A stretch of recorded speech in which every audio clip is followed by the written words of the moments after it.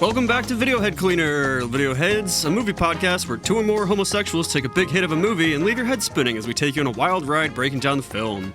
Today's movie is Groundhog Day. Join us as we dive deep into the 1993 classic starring Bill Murray and Andie MacDowell, which is mostly comedy, but part existential horror, showing what would happen if you had to live the same day over and over and over for years, if not decades, frankly, based on what we saw in the movie. How you doing, Tommy? I'm doing well. How are you, Kyle? I am doing great. So, let's talk about this. I kind of remember this as a unique film, frankly, or as kind of like pioneering the time loop genre. Yeah. Well, apparently that's not the case. There's a few things that preceded this, frankly, but this is really the one that popularized it, if anything. Yeah, no, this film definitely has had its effect on popular culture. Just the idea of a Groundhog Day scenario, of being caught in some kind of time loop of some kind, or some kind of recurring deja vu scenario that takes on qualities of the surreal or the metaphysical or strange. Frequently also it takes on very existential qualities too, right? And there's an enormous amount of that to talk about in this film. This film is one of my favorite films, and I've seen this film a number of times. When I think about it, just throughout my life, I have enjoyed this film enormously every time I've seen it. I've been delighted every time, though I think that this is the first time when I've ever really just analyzed the film, actually studied it, really thought about, does it have metaphors? Does it have meaning? Does it have layers or whatnot? And boy, does it have layers. Wow. Sure I appreciated this film enormously before, but it's just like a million times more so now, just because what a complex little film. It's just, what a gem.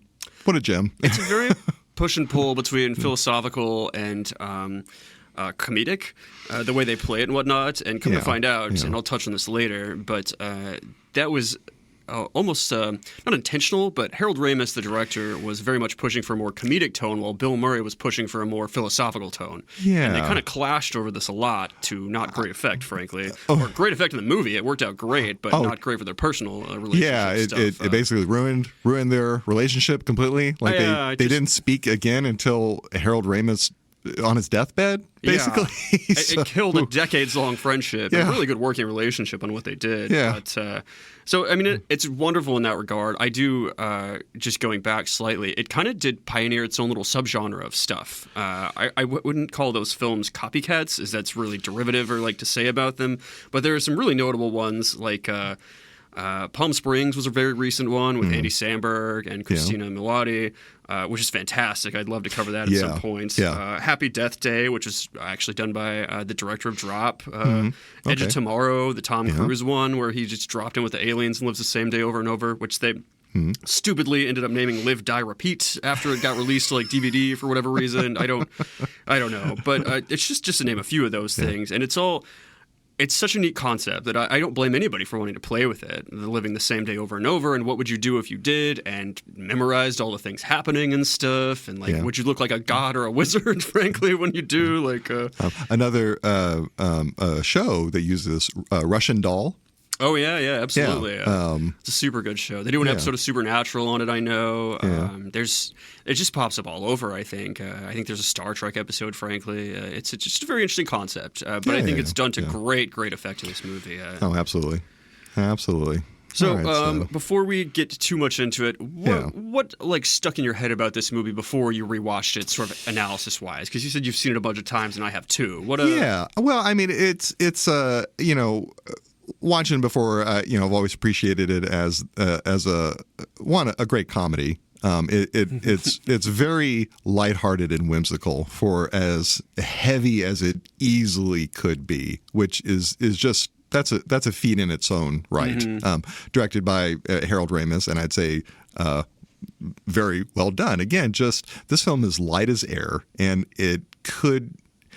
but it deals with very dense, heavy philosophical themes and concepts. There's a whole suicide section, so I mean, for sure, it does do a good job of keeping things pretty light based on what it could be. And just again, as I said earlier, I've appreciated this film my entire life. I'm trying to think of the first time I saw it. It would have been when I was a young teenager, probably pretty soon after it was released.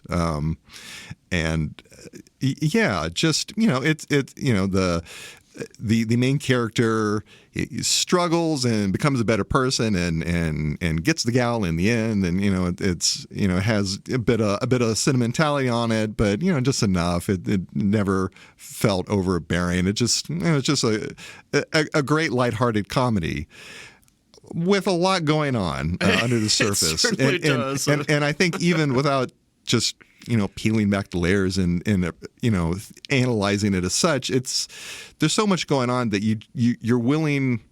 Everything kind of makes sense. Everything kind of fits together just because it's very tightly philosophical. So there are a lot of different levels you can appreciate it on just, because of that. So, which is a very funny thing, because whenever I wrote down before we were watching the film, I mean, the main character's a dirtbag too. And so he kind of he starts off as one. Yeah. For sure. He kind of learns a bunch of lessons in this. I remember him having the groundhog in his lap, letting him drive the car. Yeah. Don't drive angry. Don't drive angry. No, the various moments when he's, and we'll get into this shortly, when he's learning about the various town folk and manipulating them based upon his increasingly supernatural knowledge of them and their lives and their backstories and all that, and robbing an armored car and buying a Cadillac and a cowboy outfit and just punching people he finds annoying after a while. Sure,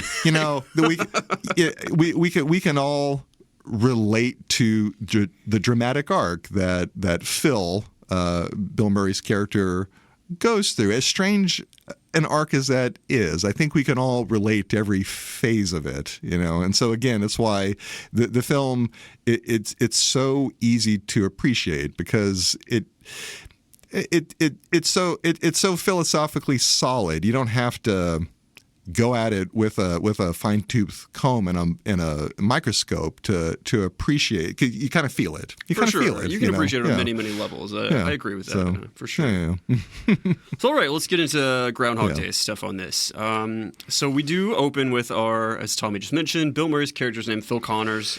We open with him being a weatherman and being a funny guy, being a weatherman against a blue screen, delivering a little charming weatherman monologue. Well, and again, this opening scene, we spent a lot of time in the opening scene of Death of a Unicorn, and it got me thinking, I wonder if this opening scene actually has more meaning to it than I ever really appreciated. And I got to thinking, well, it kind of does. Like when you first see Bill Murray, he's just kind of standing in front of a blank screen, and you can kind of figure out that he's reacting to what would be behind them on the camera, right? The actual map and the weather symbols as they're moving across the map and all that, and he's gesturing according to where he's anticipating all that to be. You can understand what he's doing, but he's just kind of making the gestures and going through the motions, And there's something I think meaningful about that, right? He's kind of,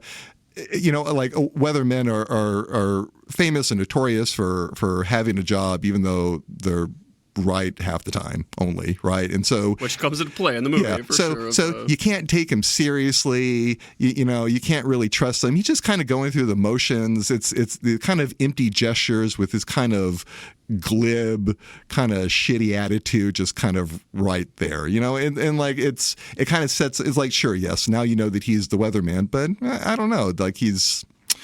It kind of is giving you a little taste of what he's about when he starts out. For sure, he's just being a big goober in it, and it's a fun watch because of that in this opening scene where he's he does a little blowing thing as the clouds blow across the screen to make it look like he does it. He says, "Oh my God, the Eastern Seaboard's about to get hit with one of these big blue things," like a cold front graphic, you mentioned the scene and its significance, sort of. They actually sort of went back and refilmed this to make it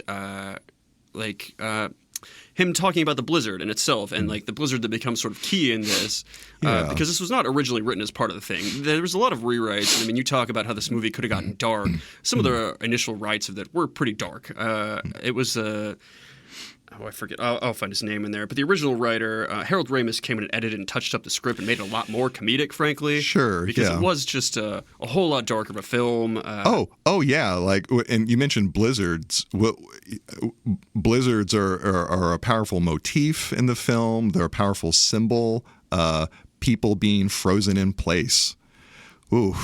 Pretty grim, at least potentially. And in a place he hates, it traps him in a place that he does not want to be, frankly.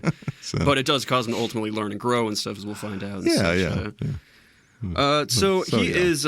when you talk about us seeing him and sort of him being on or sort of his performance thing, as soon as we cut, we do see that he's an asshole. Like he refers to his coworker's hairdo. He talks about how much he hates what he's going to go do because he talked on air about how he's going to go do Groundhog Day for, as co-anchor says, it's been like 3 yeyears, right? And he sort of says like, 4. Clearly is not a fan of he's trying to one-up her, but you can tell that he's dying on the inside. Like, this is the time of year that he hates perhaps the most. It's weatherman hell, where you have to make the yearly trek to Puxatawny and deal with a bunch of clueless yokels and their stupid groundhog ways and traditions, and you can just tell everything about him, the way he carries his body, his facial expressions. He just you know that it's going to be hilarious because you know that he hates this so much, and he does. He's a weatherman named Phil, and he has to go learn about the weather from a rodent named Phil, and I think he just resents that quite a bit, frankly. And we can already tell that there's a bit of the narrative is inviting you to make some comparisons already. Like, Bill Murray's character is Puxatawny Phil. I mean, like, just there it is. He's Puxatawny Phil. He's the groundhog, right? You know, he's Phil. It's Puxatawny Phil. So it already starts you off like it basically holding your hand and putting your hand right on the first connection you need to make. You know, And it's made very clear that he wants to make this an in-and-out thing. He's talking to his coworker who's like, I'll cover the 5 or the 10 o'clock news. And he's like, do you need me to cover the next one? And Bill's like, no, I will be back. Like, I do not want to stay in this stupid town that I do not like. And so, but this is also when he meets his new producer, Rita, played by Angie McDowell. Rita. She is in front of the blue screen and she's having fun because she's wearing a blue sweater or jacket, right? And so she's just a head and hands floating in space, and you know she's and it, again a kind of an introduction to what she's about. She takes delight in the world around her. She's very genuine and joyful compared to Bill Murray's curmudgeon vibe we find in that same scene. Basically, they almost couldn't be any more different. He basically just disdains the world around him. He wants to be somewhere else, and that is basically his mode. He's in Pittsburgh, but he wants to be more national. And when he's in Puxatawny, he wants to get back to Pittsburgh. He always wants to be somewhere else. And that is his mode. And so what's about to happen to him could not be any more perfectly contradictory, which is, again, part of the hilarious send-up, but also the philosophical drama, too, right? And we see that he keeps people at arm's length throughout this. He just doesn't seem to have any deep relationships with anybody near him, and he's very selfish, talking about how he's going to get a big new newscaster gig type something that also very much sets the tone for his character. Very egocentric. Very egocentric. He is about himself. Yeah, say that. No, it's that's very it. much about himself. Again, part of his mode, and it's a very powerful element too, as we'll discover. So they cut from that scene straight to them being in the van, where we see the team of Bill Murray's character Phil, Rita, played by Andy McDowell again, and then Larry, the cameraman, played by Chris Elliott, who we will touch on later. Chris Elliott, he's a great actor. he looks the same like 30 years prior in this. I was shocked. He pretty much looks the same as he is in like recent parts I've seen him in. You might have seen him in Schitt's Creek, a wonderful TV series. If you haven't seen it, don't drop everything, because that would mean that you're not listening to us. But after this, watch Schitt's Creek if you haven't seen it. It's great. It's great in that. Yeah. So Rita expresses how this is going to be fun while Phil bitches and moans the whole time, while also expressing that people are morons. And you see their worldviews clashing very clearly here, as she's just trying to keep things like, wow, this is going to be so fun. We're going to have a great time. And Bill Murray says, people are morons. People like blood sausages. People like Groundhog Day. Like, it's just like, wow. Okay. Yeah. Again, Rita is capable of enjoying the world and appreciating it on its terms. Phil is not. And the metaphor of the blood sausage. There you go. Rita does say, "I like blood sausages." At the end. I mean, I don't know. I guess Maybe Phil has a point here. Blood sausage, cheese, but yeah. He's not entirely wrong, and Phil isn't entirely wrong in all this stuff. But he's just very, very cynical, is what we see. Again, we can perhaps relate to Phil. You know, we can tell that he's kind of a schmuck, but you know, I am a city dweller. I've been a city dweller my entire life, and yes, there have been plenty of moments when I go to a small town with my boyfriend, especially. He's from a small town. Every time I go out there, I'm reminded, wow, I did not grow up in a small town. Like, it's just not necessarily in a bad way, but it's just like, wow, yeah, this is a small town. I'm not used to this at all. And so, like, we can all, if you were a city dweller, you can relate to the fish out of water kind of feeling, perhaps. Oh, for sure. Because I don't think we touched on it. They're from Pittsburgh. Yeah. That's where he is weatherman there. But they roll in the van to Punxsutawney, which we see on the sign as a town of only 6,700 people. A quite small town, mind you. Yeah. Wait, how many people again? 6,700. Okay. I think 6,702 if anybody's going to write in and bitch at me. I just wrote that because it was a nice round number. Like, don't yell at me. We hope that the town has grown since this was in 93. So what is that, 30 years? Geez, 30 plus years? They pull up near a hotel, which Phil also bitches about, and is like, I am not staying here. And Rita says, you're not, actually. And he's taken aback a little bit. He's like, because he's ready to keep bitching about it. And he's like, well, good. You should keep the talent happy. And sort of he's a diva. We get the vibe that Phil is kind of a big old bitch who thinks he's too good for most things and most people, especially as he continues talking about being picked up by a big network and is really just looking down his nose at some of these people and this town, this thing, this event. Yeah, again, very, very egocentric, very, very, his head is stuck way up his ass, just, yeah, full of himself. Yes. Let's see what was. So we go the next morning to where Phil is at the bed and breakfast, and he wakes up. Yeah. You see the very first instance of the alarm clock hitting 6. Yes. we get our first exposure to "I Got You, Babe" by Cher and Sonny Bono, and at this point we just have no idea how threatening this song will become, can be and will become. You are got. He is God, and he has no idea, and like got like a prisoner in some kind of metaphysical chamber. Yeah, you'll appreciate that song in ways you never imagined by the time the film is done. For sure. So we see it strike 6, "I Got You, Babe" plays, and then we followed by the radio host monologue that we also are going to get to know pretty well, and I'm just going to read it once because if you watch this movie, you're going to hear it a lot, and it's kind of iconic, frankly, at this point, because this movie has just stood the test of time. So it's, okay, campers, rise and shine, but don't forget your booties, because it's cold out there. It's cold out there every day. What is this, Miami Beach? And talk about how there's a blizzard coming. And it just, it clearly annoys Phil. I don't think he's the type of person to appreciate little DJ radio banter. He doesn't seem like that guy. But again, too, like it's called out there every day. Kind of, again, you have no idea what kind of foreshadowing that is. All these little elements that are just kind of there to tease you when you realize later when they talk about the question on everybody's chapped lips. This is the groundhog will see a shadow. Like it's a cute little intro. It's a very two radio DJs of the time, mind you, but not so much Phil's vibe. And so we see Phil start his day, and he runs into some people that we are going to see reoccur over and over and over.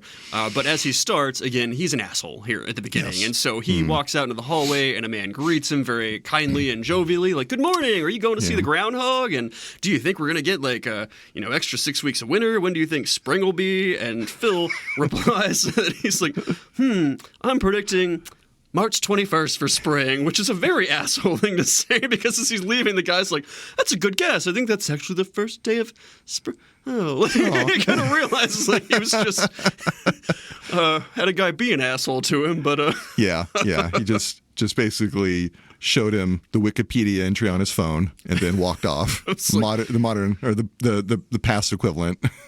And so he goes downstairs where he meets the proprietor of this bed and breakfast, Mrs. Lancaster, where he also is a bitch to her and stuff.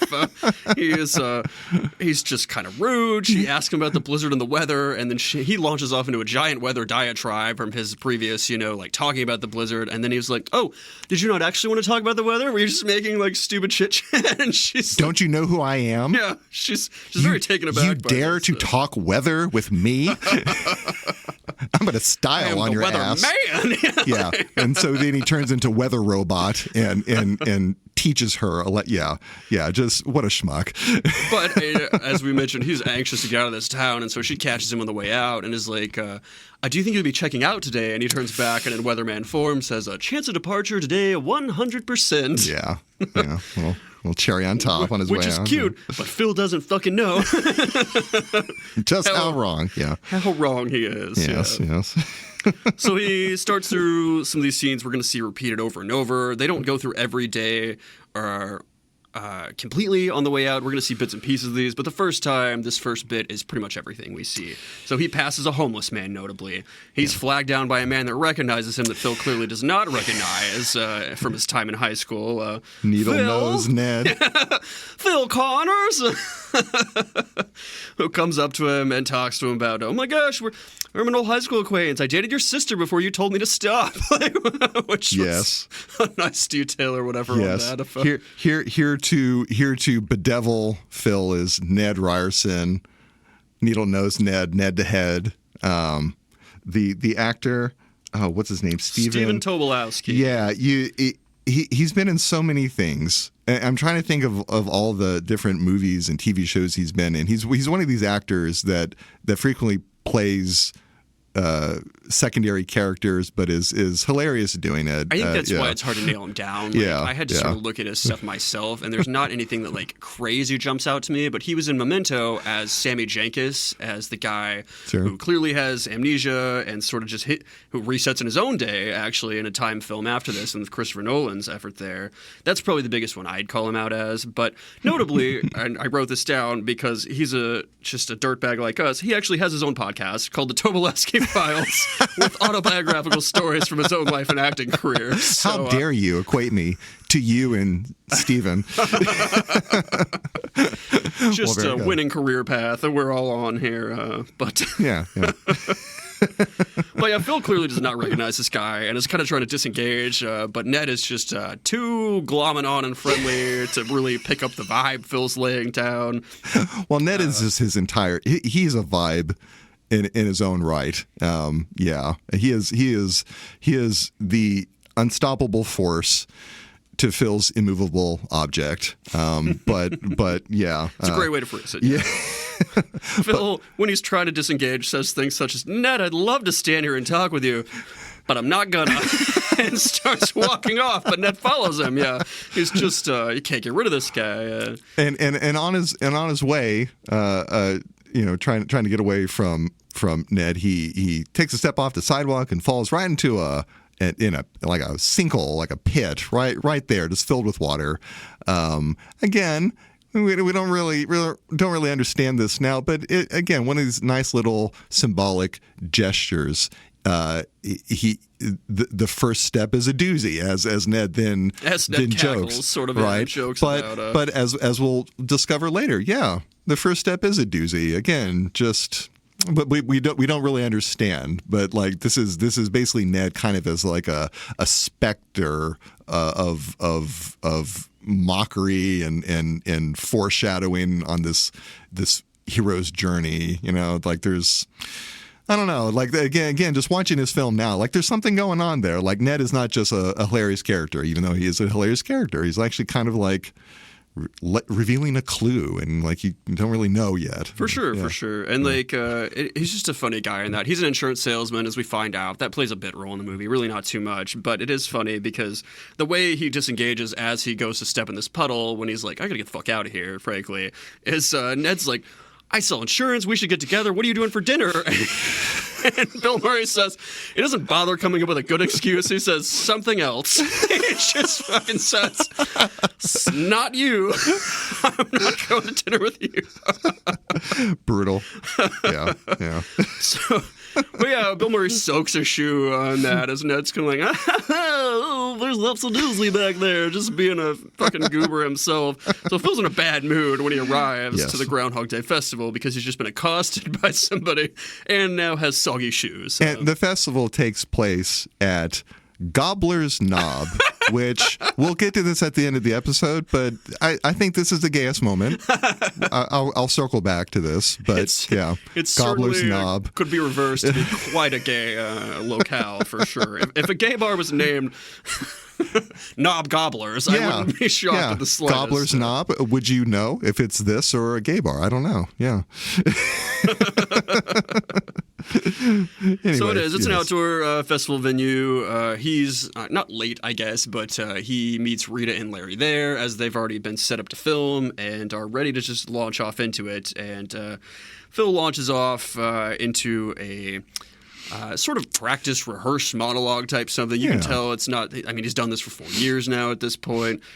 He doesn't give a fuck about this, frankly, but he's very professional on screen, if nothing else, in what we've seen so far. You can rely on him for that. He starts anyway. Well, right? again, he gets about halfway through professional, and then he just kind of phones it in. Well, we'll see what the scroll's doing later, and then just he tries for a bit, but then the real Phil kind of. Again, when he's not locked in a devastating time loop, he's professional on camera. We see that start to slip pretty quickly whenever he's like, oh my God, I have to actually do this again. And again, just a film just filled with these little symbolic touches right after the actual groundhog, Puxatawny Phil, is brought out, and the town elders lift him up and show him, and then read their proclamation about the groundhog.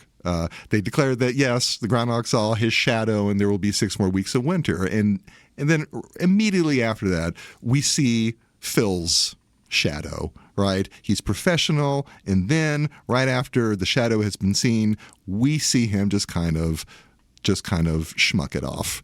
And again, we'll have a lot to talk about the imagery and the trope of blizzards, but also of seeing shadows, right?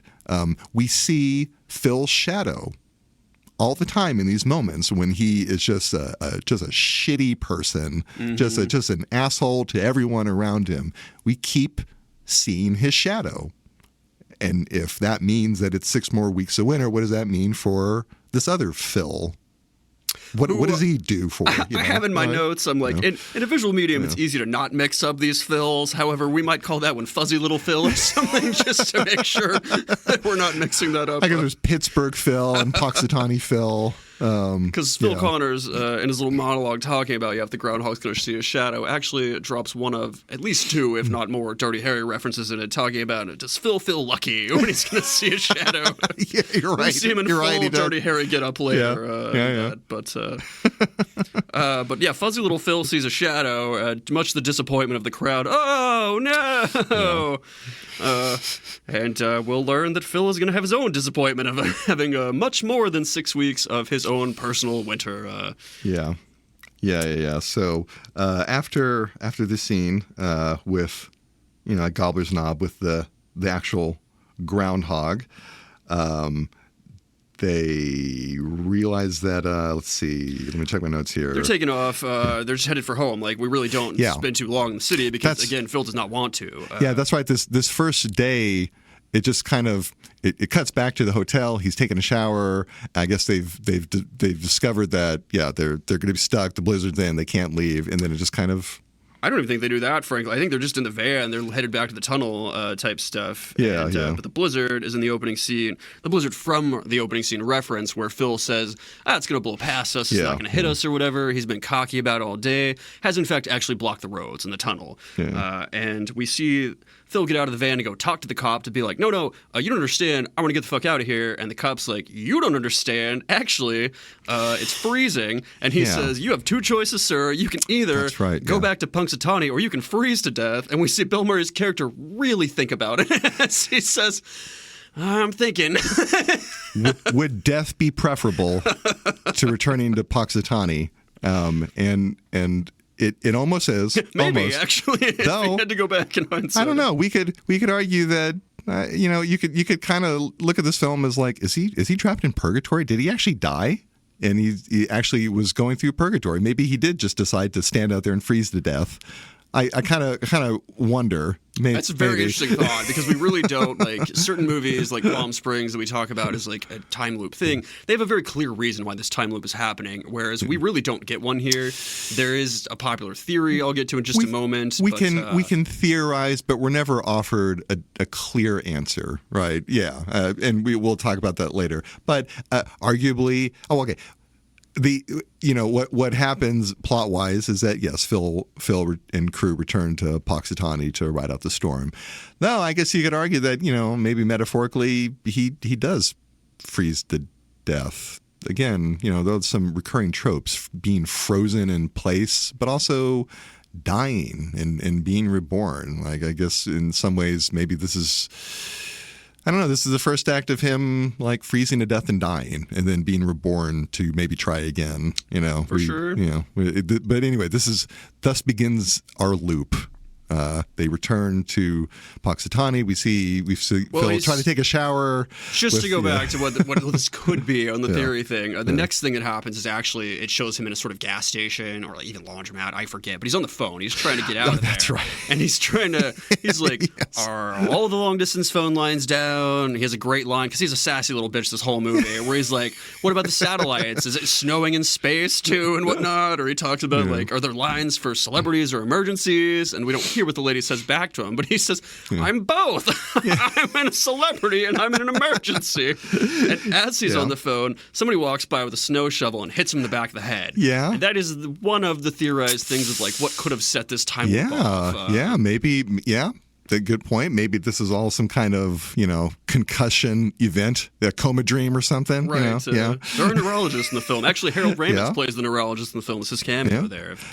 And also, if we want to get real crazy with it, they establish that there's electromagnetic interference. There's a blocking of causality between Punxsutawney and the rest of the world for this brief moment, right? No communication, no one can leave or enter. It's just sealed off in this kind of physical and electromagnetic bubble. They kind of briefly hint at this, which nice touch.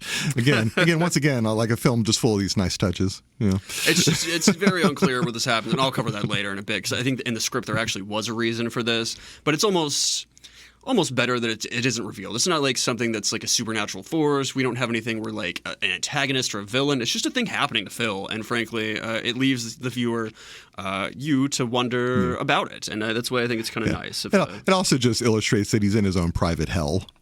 Just the world keeps dumping on Phil, according to Phil.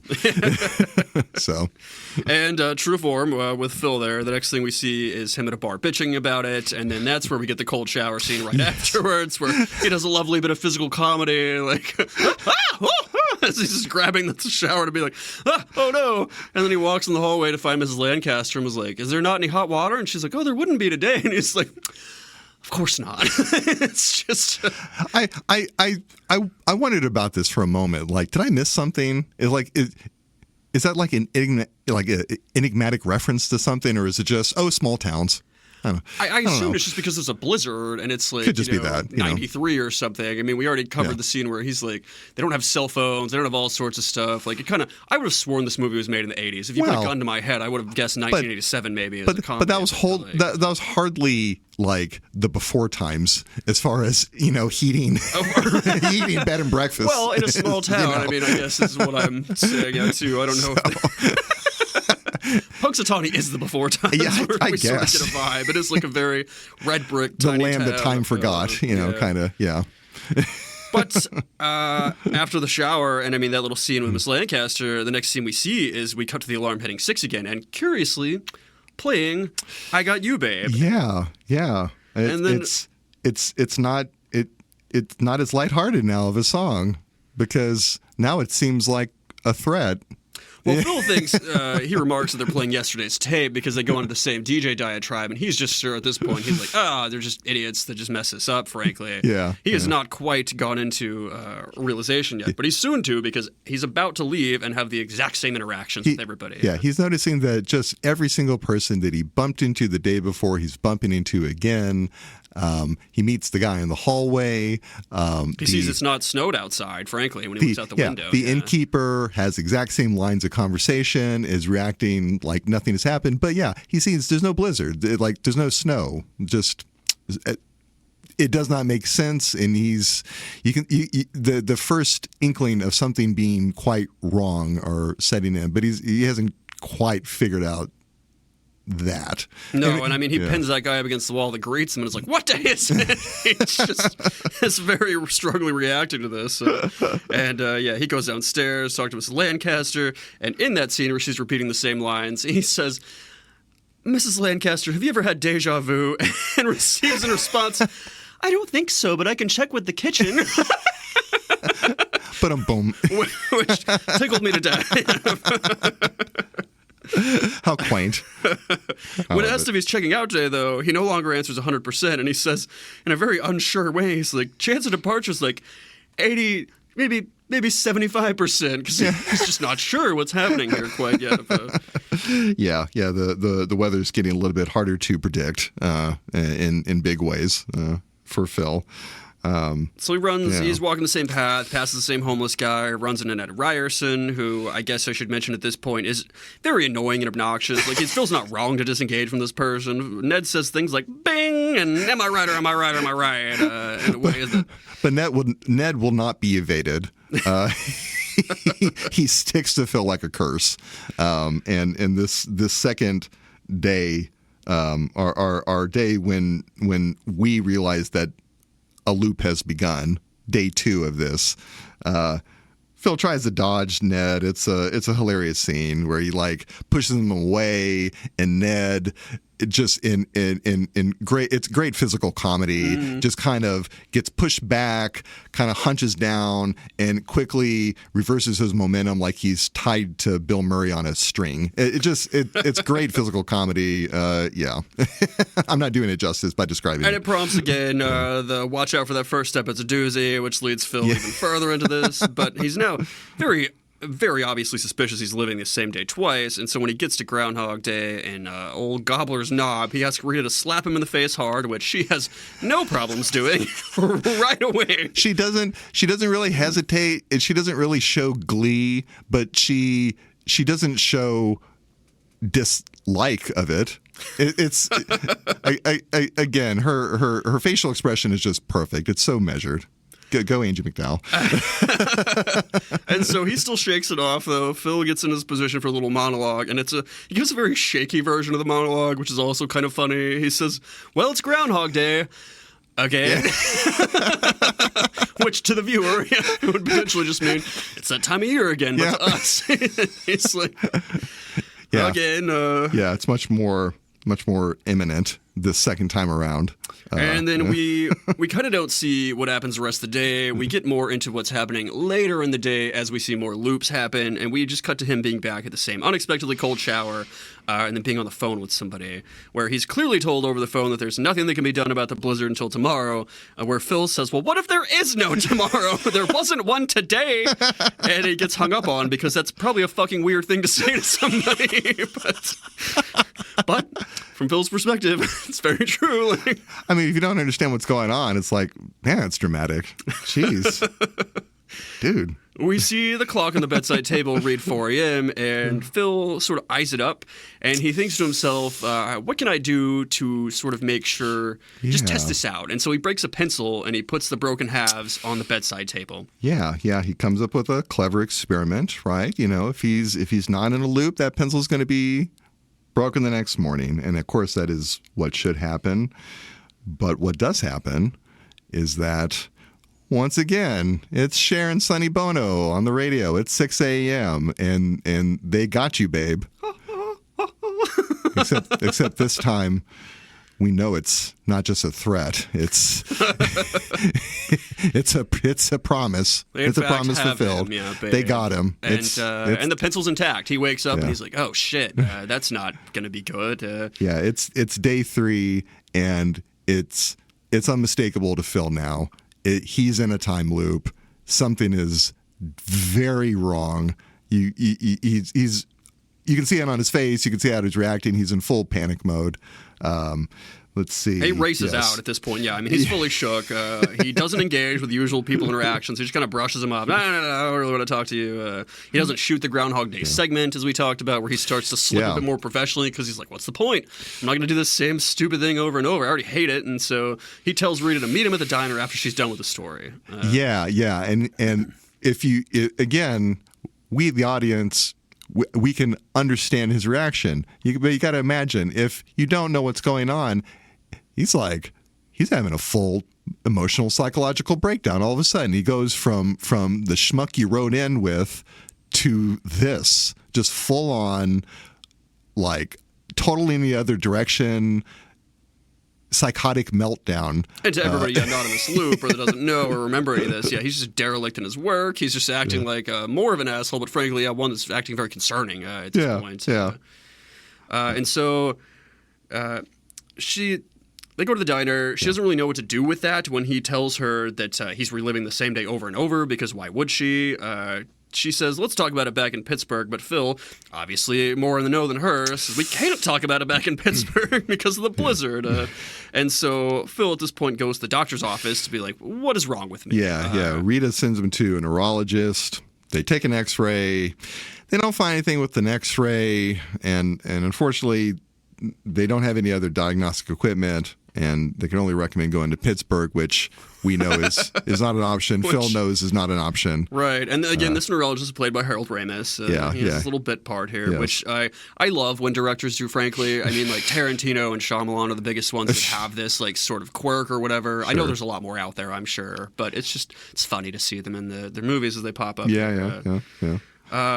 So the doctor then suggests, I mean, if you can't do this, can't go get more scans or go to Pittsburgh, go in to see a psychologist. This poor psychologist, too. He's adorable. He's way out of his depth. He is not prepared for Phil and his unique condition. He has a very friendly and competent vibe about him, but he talks about how he has like a smoker or like an alcoholic or like a couple or two. He's proud. He's proud that he's moved up to having an alcoholic patient, but that's his speed right now, and it's not sufficient for Phil.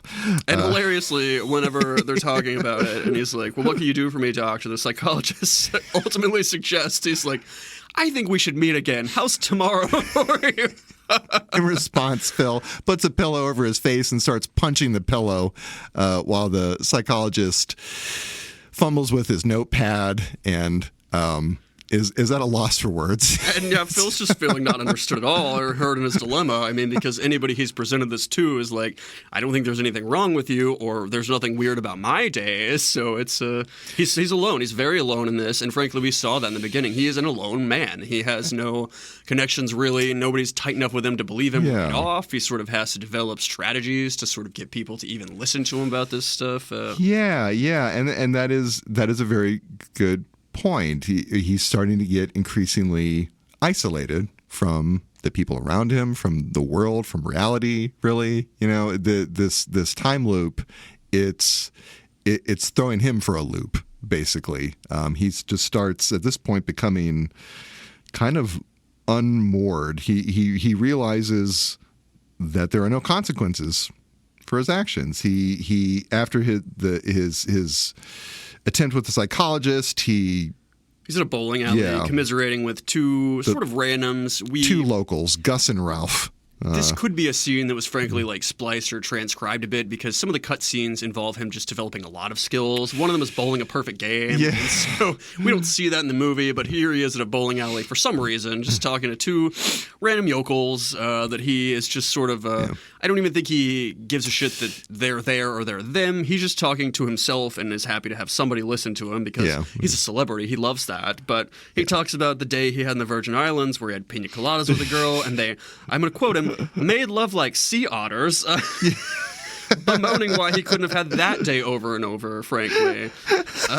Which, audience, if you are knowledgeable about how sea otters copulate, please, can you confirm that they have sex in a way that is consensual? I feel like, aren't they like rapey with dolphins or something? Frantic and with abandon, just blissful and just without a care in the world. It has to be majestic. I don't know. Yeah. Just very sleek. Just sex on a beach over and over again in the sunset. Up. Yeah. Just Does that vibe sound like sea otters? Let us know. Anyway, right in, otterologists. Exactly. Yes, please. And so, yes, Phil, he then is getting drunk with Gus and Ralph, and they decide, you know what, let's get in the car and drive. We asked them what they would do if they lived the same day over and over with no changes, causing one of the randoms to remark that that's his whole life, which was pretty bleak. He's just kind of like, damn, man, that's what I do every day. I live the same day.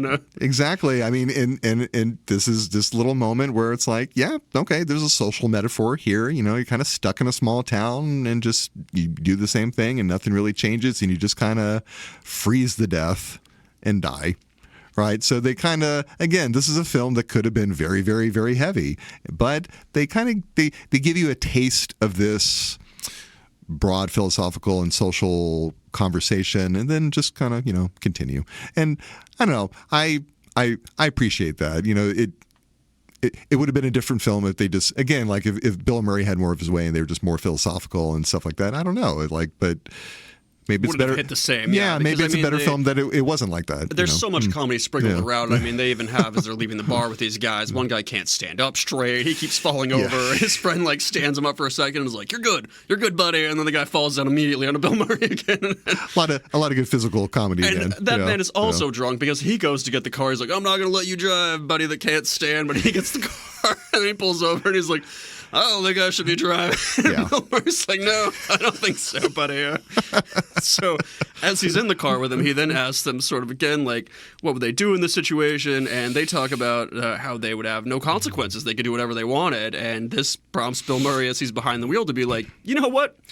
They're fucking right. And he just swerves, hits a mailbox right in front of a cop.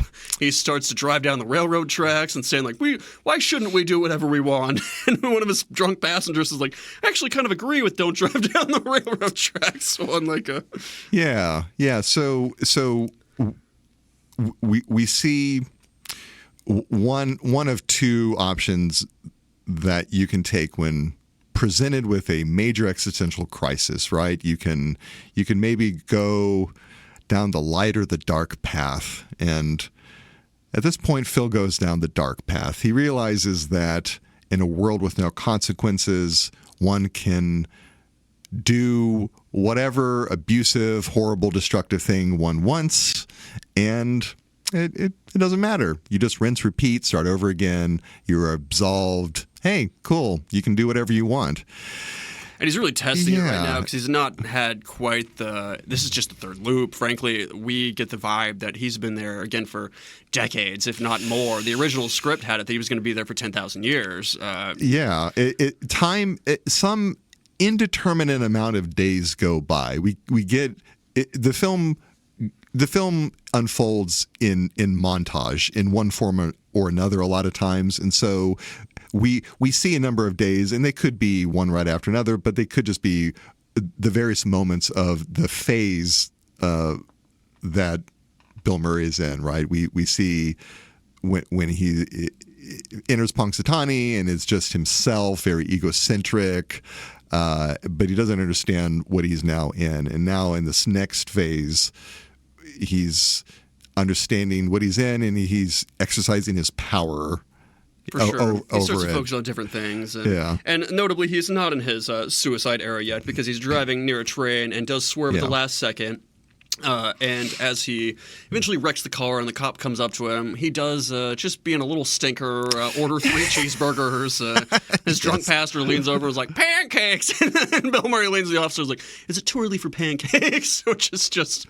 Great moment. Very cute. But then that whole thing wraps up by, it shows the jail bar sort of closing on Phil there, and then he wakes back up in his bed, though, which only further empowers our sociopathic main character, mind you, because, now he really knows that, oh, my God, there are no consequences.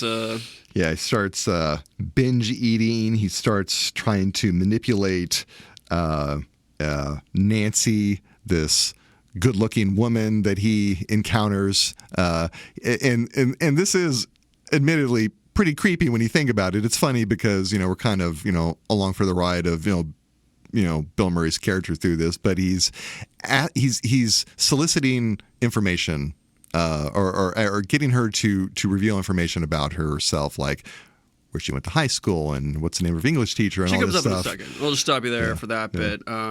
What we do here next is he does, you mentioned he cuts the diner with Rita where he's ordered all the baked goods while also lighting up a cigarette, mind you, really showing that he doesn't give a fuck about full indulgence. But on the way there, he also, he preempts Miss Lancaster in conversation and kisses her on the mouth. Ned runs up to him, and in my favorite Ned interaction, he says, Ned, and then just punches him in the face and walks off because he really wanted to do that the first time, we get the vibe. Just but clocks him. Now that he knows he doesn't have to deal with consequences the next day. And nobody on the sidewalk reacts. And that's what I find to just be the best part of this scene. These people, none of them react to this. And like in this moment, you just gotta wonder, is this actually like a village folk horror? Like these people, Punxsutawney is a strange place full of strange people. And as he's leaving Ned, this is notably the first time he does not step in the puddle. We see that he is learning. Yes, exactly. He dodges the pitfall. So that means that he has learned and transcended and become a better person. Well, no. A teensy bit, yeah. He's become, I guess, a more capable person, but he's not a morally better person at all. If anything, he's much worse. No, absolutely not.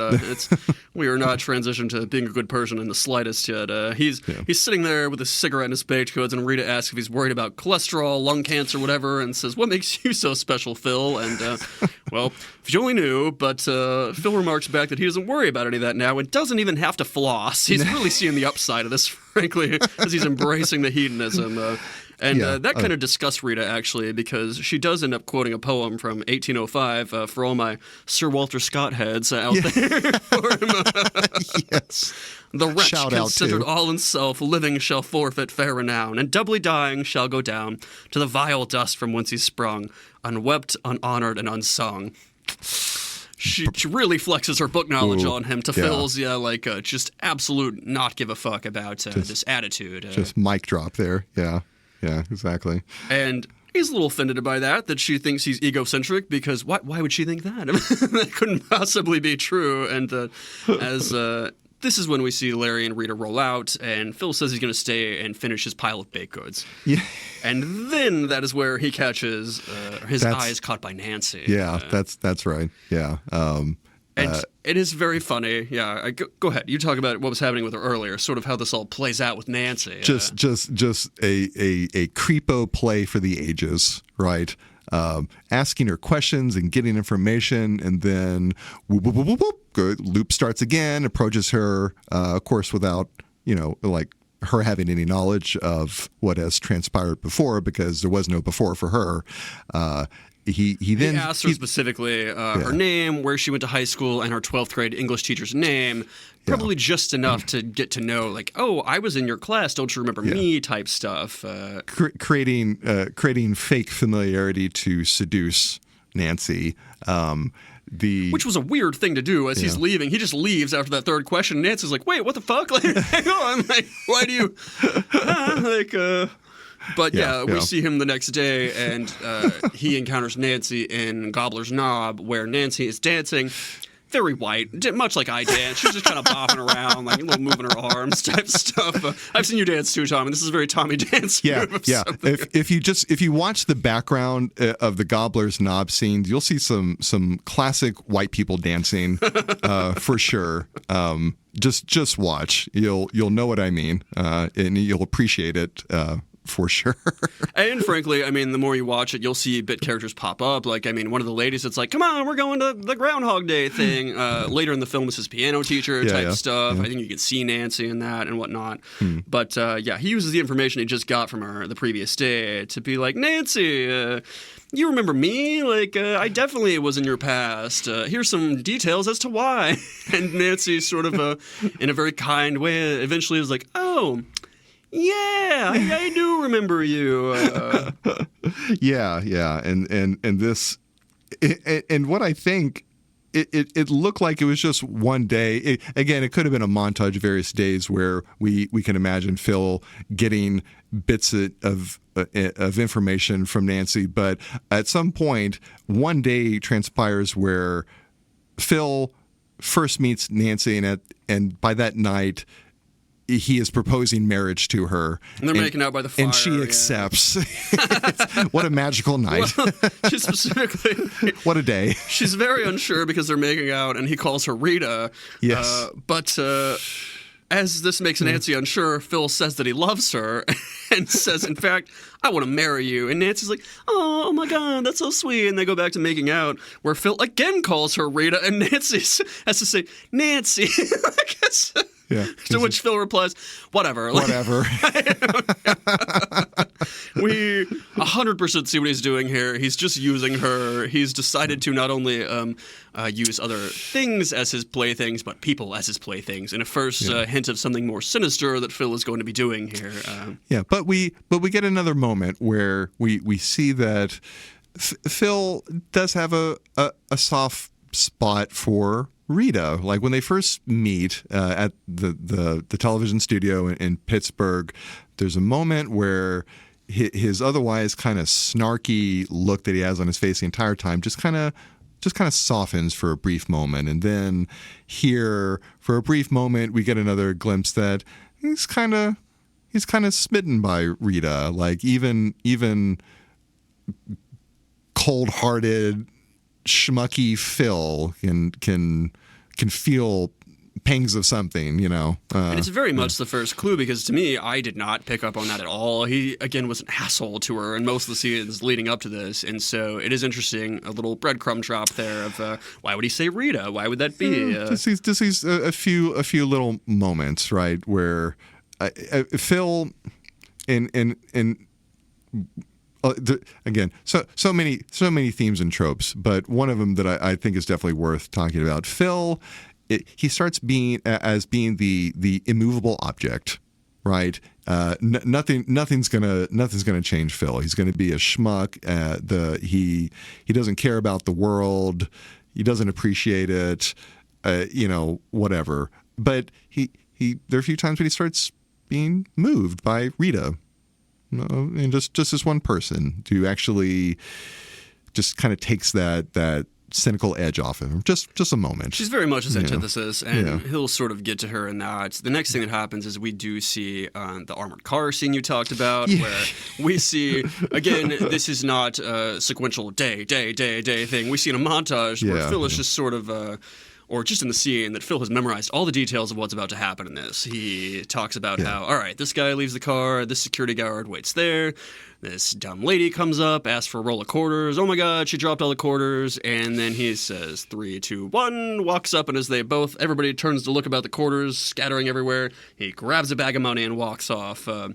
It's a very funny scene, and immediately afterwards we see him at night driving up in a Cadillac, and he steps out wearing like a Western luxe fantasy outfit. It's Dirty Harry. It's very the Clint Eastwood. Yeah, exactly. And people might yell at us. I think it's a Mercedes. I legitimately went to look this up because I was like, I am not a car person. I am way too gay for that. And so, but it's a fancy car. We get Phil has spent that money quite well as he wanted. Yes. And he pops out in that cowboy outfit where he's doing his best cosplay, and his date pops out dressed in a maid outfit. Kind of shocked they're at a movie theater because he said they were going to a costume party. Yeah. He sees Nancy and says hi to her, and Nancy, not knowing who this is, just kind of just goes about her way, and the date's like, who was that? And he says, oh, that was my old fiance. and he says it like Clint Eastwood. Someone I used to love, and now it's just a memory. To paraphrase. It's great. It's very funny. He's having a good time on this day. Good for Phil, at least, I suppose. But it's at this point when he starts turning his attention towards Rita. He realizes, well, maybe he could pull the Nancy trick on Rita, and he does. He starts doing the question game where he starts eliciting information about Rita. What are her likes? Where she went to college? What does she major in? Just all these nuanced details about her. And it's another one of these montages where we see just one day after another go by where he tries something, makes a mistake, makes a mental note about it, rinse, repeat, and we're back to that same point of the day once again. But this time, he has new knowledge and he's making progress, just one step at a time towards knowing everything about Rita. He gets a really long checklist from her too. I wrote all this down because, frankly, she talks about what she wants in a life and stuff. But also when he's like, "What do you want out of a man?" She gets out that she wants an intelligent, a humble man, a romantic, courageous, has a good body, but isn't too into himself, looking in the mirror all the time. He's kind, sensitive, gentle. He loves animals and children. He plays an instrument, which will come back. Loves his mother, and then Phil's like, "That's all me." That's totally me. He's right on board until the kind and sensitive part, and then it just goes downhill from there, as one can imagine. But he's absolutely in on the Rita thing now. We see him next sabotage a van, ripping a part out, and then being like, "Oh no, the van's not working. Let's go get a drink at the bar." And all to just buy more time with her so that he can glean more information. It's still very cynical. It's still showing that he's learning everything about everyone in that town, but he hasn't learned anything about himself. Exactly. Basically. He's gathering information, but not lessons. He hasn't learned anything that matters, even though he's learning everything about Rita, who he is very smitten with. It still doesn't really matter. It's not the right thing to be learning. And so we get into a scene where he is at the bar with Rita, and he keeps making missteps, and then the scene resets because he clearly turns her off at times, and he's like, oh, well, shit. And then we see it the next day happens, or the next day, because he notes her drink orders, sort of gets into her charming with that. They talk about what they will toast to, and Phil's like, to the Groundhog, and Rita's like, I always toast world peace, and then just kind of turns away, and he's like, all right, fine. Yeah. We'll toast world peace next time. And her drink of preference, sweet vermouth on the rocks with a twist. Ooh, jeez. Man, that's a sweet drink. Oh, God. I think this was Harold Ramis's wife's drink, was where this came from, for one thing. I feel like we should have prepared 2 of these for ourselves and we should have been sipping on them the entire time just to really get into the headspace. Well, the audience wouldn't be able to see our face when we take a drink of that. Man. Yeah, anyway. So he takes Rita after that bar scene to a chocolate shop where she asks him, how do you know so much about Punxsutawney? Don't you hate this place? And Phil remarks that he's spent a lot of time there, which is a funny little lampshade over the fact that, he definitely has at this point. And a little fun audience wink. Yes, exactly. And then Rita then asks Phil if he's ever had deja vu. And Phil's like... Didn't you just ask me that? Yeah, didn't you just ask me that? Yes, he's such a sassy man. But through this manipulative process, he does slowly make progress with Rita and is really charming her. They get to.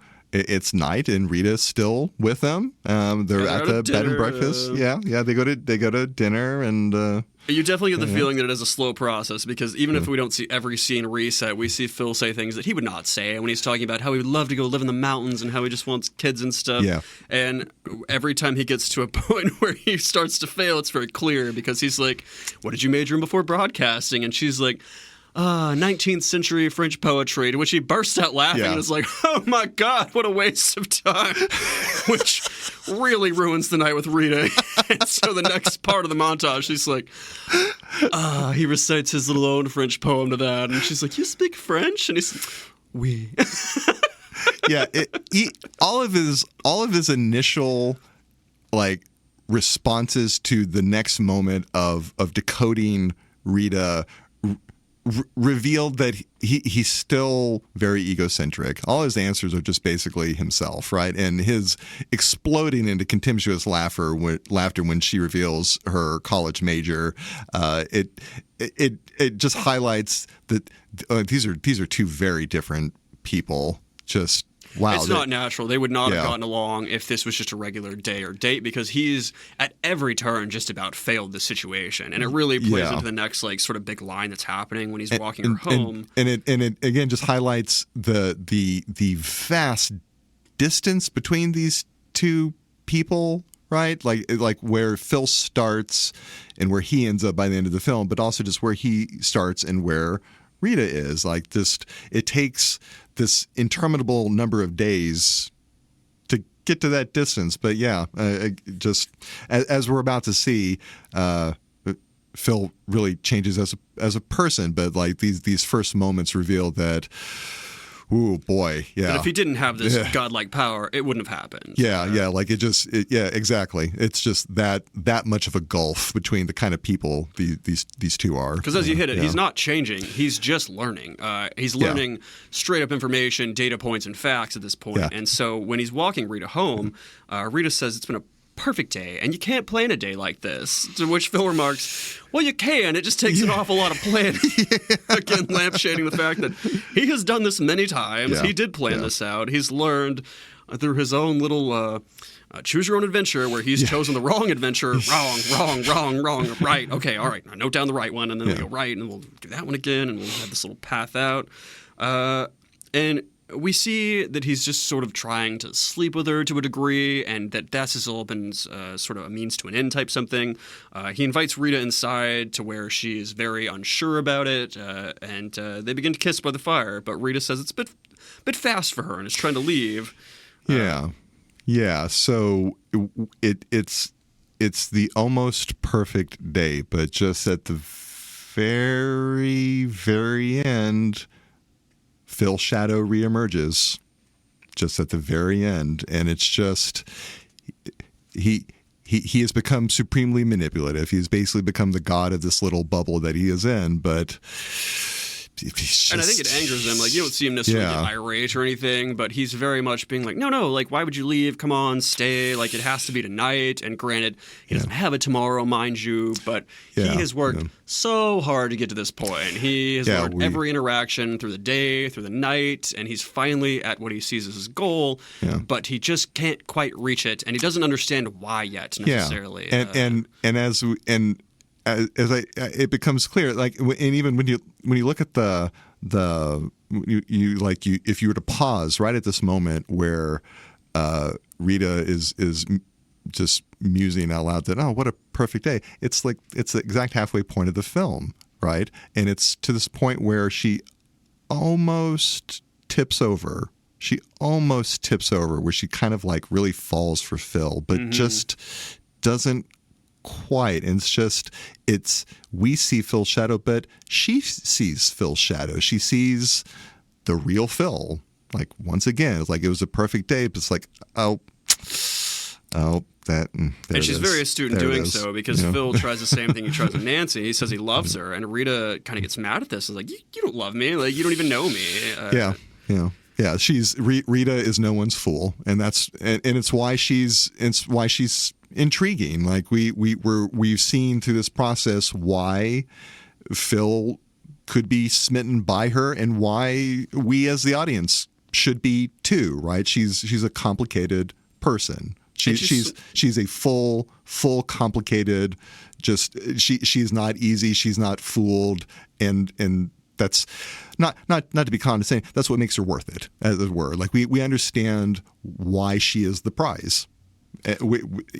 For sure. And again, she's not fooled by his stuff, because she starts going over in her head the day, and she's like, how did you know that I loved all these things? And she obviously does not jump to a time loop situation. Why would she? That's crazy. So she says, like, what, did you call up all my friends? Did you learn these things? How did you do this? But at the end of that, she says Phil only loves himself, while Phil remarks that's not true, because he doesn't even like himself, which is cute, but also true, probably. Like, we get the vibe. Again, he's alone, and he's not particularly happy with his life, and so it's played for comedic value, but I think it's true. But it also just perfectly diagnoses him, right? He's fallen in love with Rita, but he does not love himself, right? He still doesn't, right? He's still the same kind of turd that he was at the beginning of the film, right? He's learned all the wrong lessons that he could have been getting out of here, right? But yeah, fundamentally, he doesn't love himself. Yeah. And at this point, we see he tries to go back and basically undo this, to be like, okay, I messed up here, but just like all the other mess ups, I can go back and fix this if I just do this.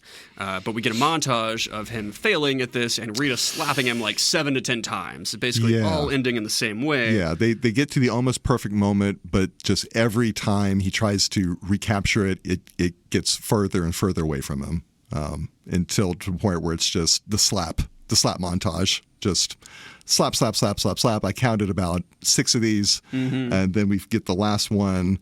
He opens the door, lets her back into her hotel, and again, a great moment. This, just all these wonderful little like symbolic touches. He's walking past these carved ice statues of Punxsutawney Phil, and it's just yet again we see Phil is frozen in place, and it's just he's frozen in place still.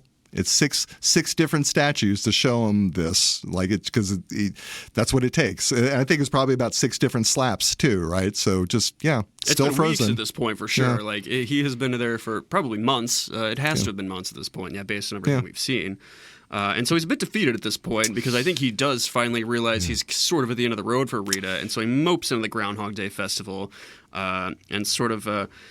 The next thing we see around that is he's just sitting in bed, just monotonely repeating the DJ monologue that comes up, like, hey there, campers, just cold out there, don't forget your booties, because he just, it's very grating on him to have heard this 1,000 times probably at this point. And again, just the way that he says it, it's just, the subtext was just always there, and now it could not be any more obvious.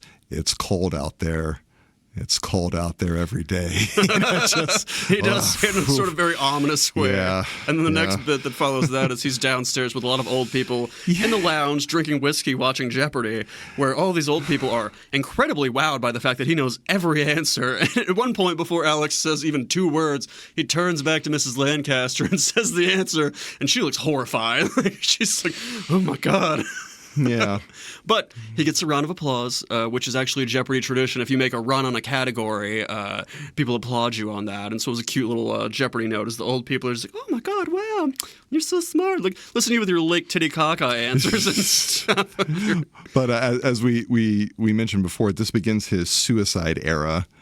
We see Bill Murray kill himself in a variety of ways. He casually steps in front of a heavy truck. He jumps off out of a church bell tower. He's smashing the alarm clock when he wakes up. Yeah, he's definitely showing his mental state just fully declining as he feels more trapped and stuff. Yeah, he had this one chance at something worthwhile in this time loop trap, and that was with Rita, but that has become impossible.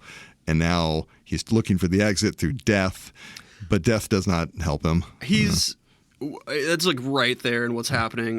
What he does next is he at one point sort of wakes up after saying the monologue in increasingly depressing ways from the DJs, saying the groundhog must be stopped. And as the festival team is packing up the groundhog, Phil steals the truck they just put Fuzzy Little Phil in. Just for you, the listener reference, so you don't mix up these Phils. He gives this dead inside delivery of his presentation on camera and surmises also on camera, Phil's got to be stopped.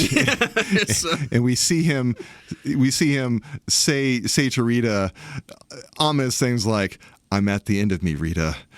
There's only one more chord." Like to summarize, it's great, but it's just, again, if you went from the day before to just today, 0 to this, and you're Rita, you must be thinking, oh shit! and again, as someone who has done media production, I've never had a moment like with an actor quite like this, but I've had moments when an actor just is, oh man, I don't want to know some things, and it's just oh god, how do you manage the talent sometimes? The diva of talent, the best producer in the world, poor Rita the producer. Just a shout out to talent managers everywhere. Yeah, and she does say, I think there's something really wrong with Phil. Right as Phil goes over and steals a groundhog, and as he's driving off, Rita says, "Why would anybody steal a groundhog?" And Larry, Chris Elliott, perhaps revealing too much about Larry, says, "I can think of a couple reasons." Pervert. I'm like, Larry, we just jumped right to that. Chris Elliott, yeah. So now there's a manhunt, or a rodent hunt, perhaps, going on, if we're being very specific, with Phil leading the police, the news van, and the festival crew in a sort of car chase, men in top hats chasing him. Yeah, it's Keystone Capers galore. The town elders try to round up the posse, as it were, and they chase him to a rock quarry, right? And they got him cornered. Phil realizes he's cornered, and we get a scene of him ominously, very slowly driving back because he's trapped, and the music's swelling. You can just tell that he's about to floor it, and he does, and he drives headfirst towards him to make his break. And we see him letting the groundhog drive because he does not give a shit at this point. He's like, mirrors. By the way, the groundhog has been driving this entire time. He has surrendered to fate completely, and what a metaphor, right? The groundhog is in control. He controls nothing. He has surrendered to the arbitrary caprice of the groundhog, and he is now on a high-speed Thelma and Louise-esque driving chase. Just as a side note, I have to imagine the scene was difficult to film, A, because apparently Bill Murray got bit twice by this groundhog at least and had to get a rabies scene situation, like a rabies shot done afterwards.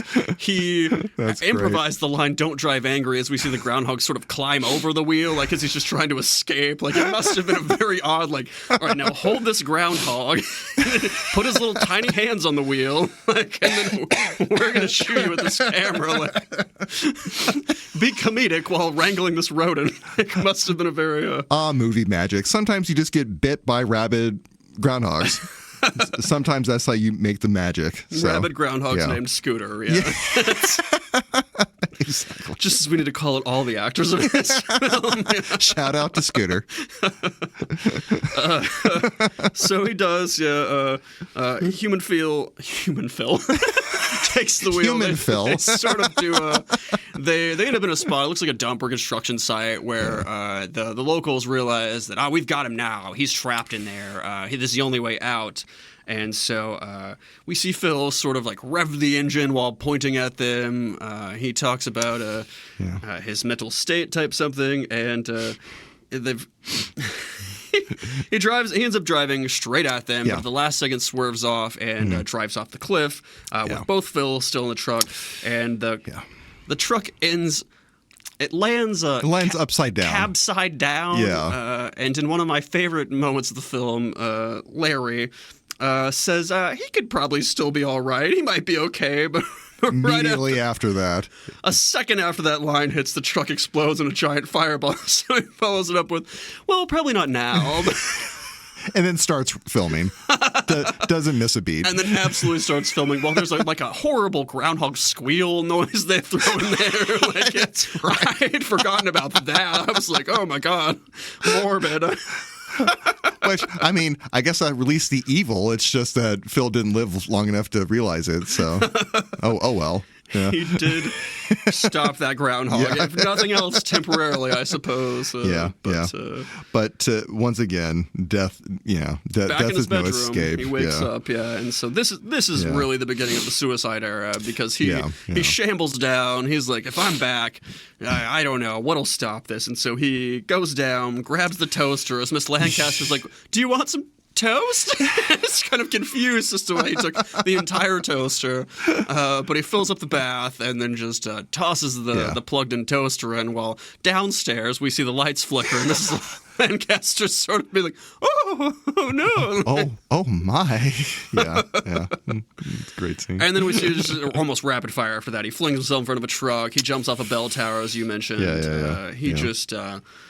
It's a kind of common theme in these movies, too, and not everyone, mind you, but again, Palm Springs, to bring it up, fantastic film, by the way. It's fairly recent, like I want to say 2021 or something, but absolutely, the main character, after living months and months, if not years, is just kind of like, well, death doesn't matter, and we'll just go through this and do some suicide stuff, but it never really works. It doesn't do anything like cathartic in the films. It just is sort of a moment that signifies desperation, or like, get me out of this however you can. Phil maximizes whatever mode he's in when he's in his life without compunction and consequence era.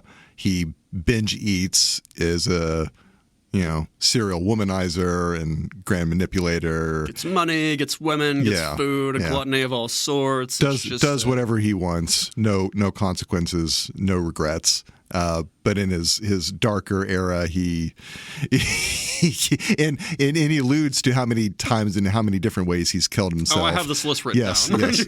Please, go ahead. Scene, we sort of see him, like, we skip a whole bunch of these, mind you, but he has Rita at the diner again, and he's explaining to her that he's a god, not the god, mind you, he says to her, but he is a god because he survived being stabbed, shot, burned, poisoned, electrocuted, hung, frozen, exploded, and burned. And he explains this all in front of a waitress who's just trying to take his fucking order, who is clearly like, what the fuck am I listening to right now? He's saying all these things, and she's like, well, the special today is blueberry waffles. And once again, shout out to producers everywhere, managing your talent as they have the grandest of emotional and mental breakdowns and tell you they're God. You can't get much more crazy than that, I guess, or more of a insane situation as a talent manager. So there you go. As the waitress is sort of leaving, though, Phil stops her. Her name's Doris in movie, and gives Doris's life story, and then proceeds to do so for a good chunk of the rest of the diner. He talks about an engaged couple where they're due to being married today, but she's getting cold feet, to which just blows up their whole day. She's like, "What? Yeah. Like, what do you mean?" And then he it's a moment where he's desperate to have a connection again to the human world, really. In some ways, he has become a god, and he is not a person anymore. No person would have this kind of knowledge. No person could just die and come back again and again and again, right? He kind of has become a god, but he wants Rita to understand that he is telling the truth, and he is desperate for her to believe him, and so he starts just giving her all the details about everyone in the diner. He just goes from one table to another, telling some salient, super personal detail about them to prove to Rita that he is telling the truth. He wants a connection with a person again. And you wonder how he got some of these, frankly, because the next person he talks to is a gay waiter who he sort of outs as gay, like a little callously, frankly, if anything. But he talks about how he makes toy soldiers in his home at night, and he does this or that. And the waiter goes, "I am gay." It was kind of I wouldn't say gay, just very matter of factly, like this is a waiter and he's gay, and just no judgment, no malice, just and he's gay. And the waiter doesn't shock. And the waiter's like, yeah. I am. Hey, how do you know that? Like, actually, what do you know? Yeah, hey, you're right. He talks about a Navy man. Anyone else Rita asks about in the diner, he's like, yeah, that person, I know that, I know them, I know this. And he also, in his godlike powers, predicts that in 5 seconds, to prove to Rita, a waiter is about to drop a tray of dishes, which we've seen this tray of dishes drop in at least 2 or 3 scenes before this, in a little Chekhov's disaster gun situation there. But it happens, and Rita is certainly shaken by it, because not only does Phil know everybody in this town he hates, purportedly, as far as she knows, he can predict the future now. Yeah. Exactly. Again, going from the day before to Phil today, right? He hates this town and everyone in it, and now he is connected to all of them, knows everything about them, and is in almost in a way that there's no judgment. Like he is almost like, again, a god. And he proves it immediately to her, because she's like, well, what do you know about me? Do you know stuff about me? And he rattles it off, because he's obviously, at this point, not got a lot to know about her. Yeah, and it's very touching. Like he knows everything, about her, and it's a beautiful moment, right? That if there's anyone who has appreciated her beautiful quality, like her self, it is Phil at this point. Like he's still, he clearly he's still very much in love with her, but it's just, what can he do? He's completely divorced from people at this point, right? And I kind of appreciate the fact that they easily could have done something at like the bottom of the screen and been like, day 8047 or day 3 or this or that, but you just get the vibe in this scene that he is weary. Like, he has obviously lived enough to get to know all of these people, all of these things, and he's weary enough and just trying to prove to Rita with any way he can, almost basically shaking her, where what he does next is he writes down on a piece of paper, he's like, Larry's about to come in here and take you away from me, and then passes the piece of paper across to her, where right as Larry comes in and says what he says, it's just like, we got to go, roll out or whatever before the storm hits or the weather. She reads the paper, and it's the exact thing he said. And so this is when she really is sort of like, okay. This cannot just be a coincidence. I need to stay with you as an objective observer, is what she says at this point, to kind of figure this out, because she kind of believes him at this point. He's certainly given her enough evidence. And this is where the tables they turned against Phil, and now they're starting to turn again. Like when we first see Phil and Rita together having a touching moment, it's because Phil manipulated her into it. And now it's because Rita has learned something about Phil. Like he's divulged something. Like he's true, made vulnerable in a way that he really has not been. Yeah.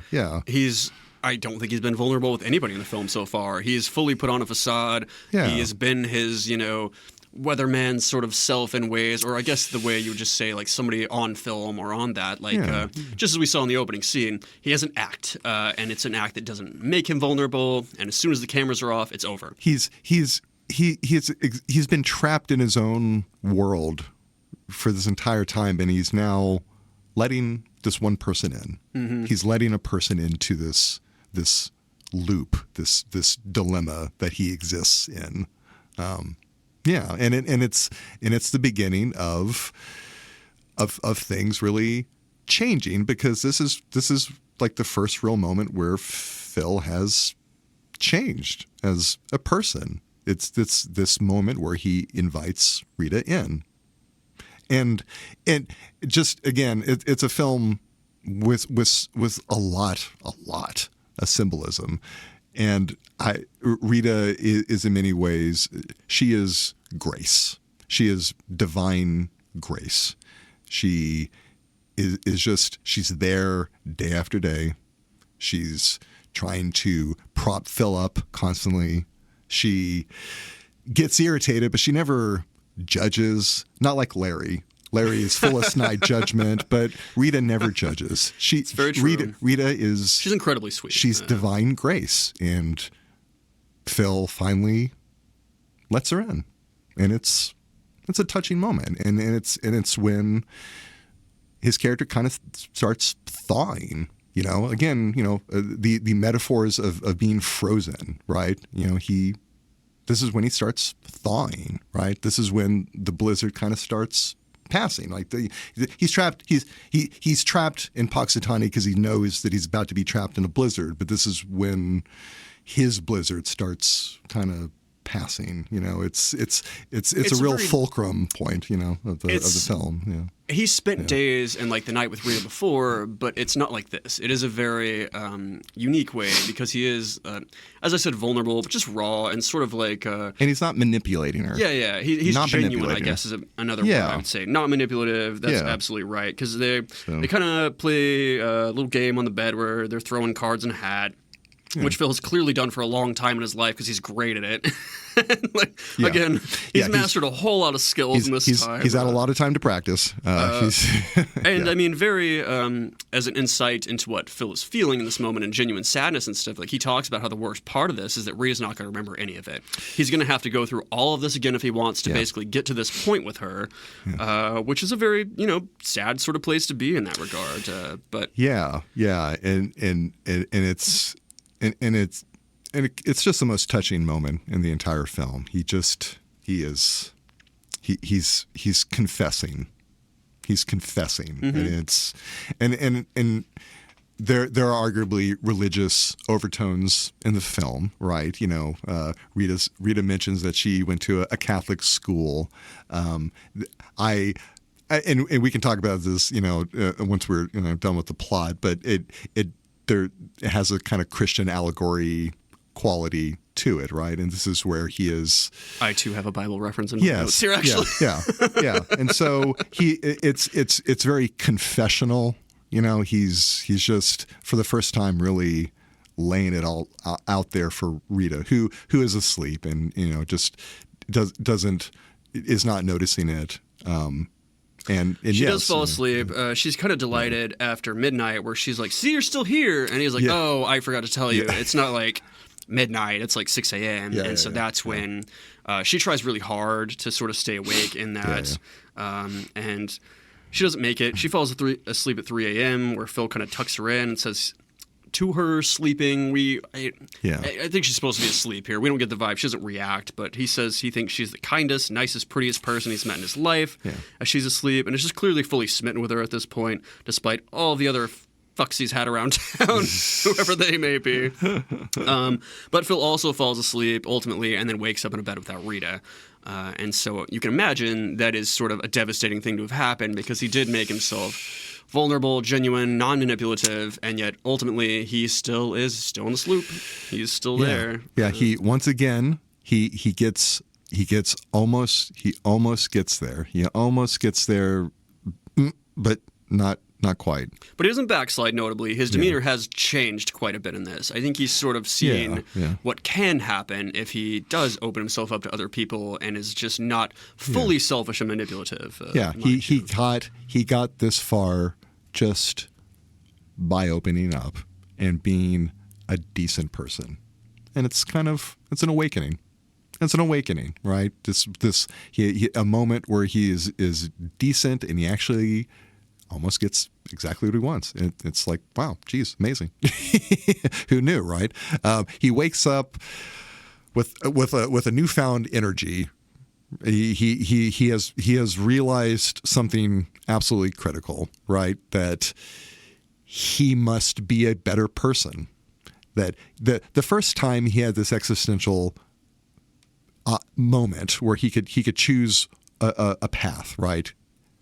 he went down the dark path, right? And this is the dark path of existentialism where nothing matters. So harm whoever you want to harm yourself as much as you want to harm.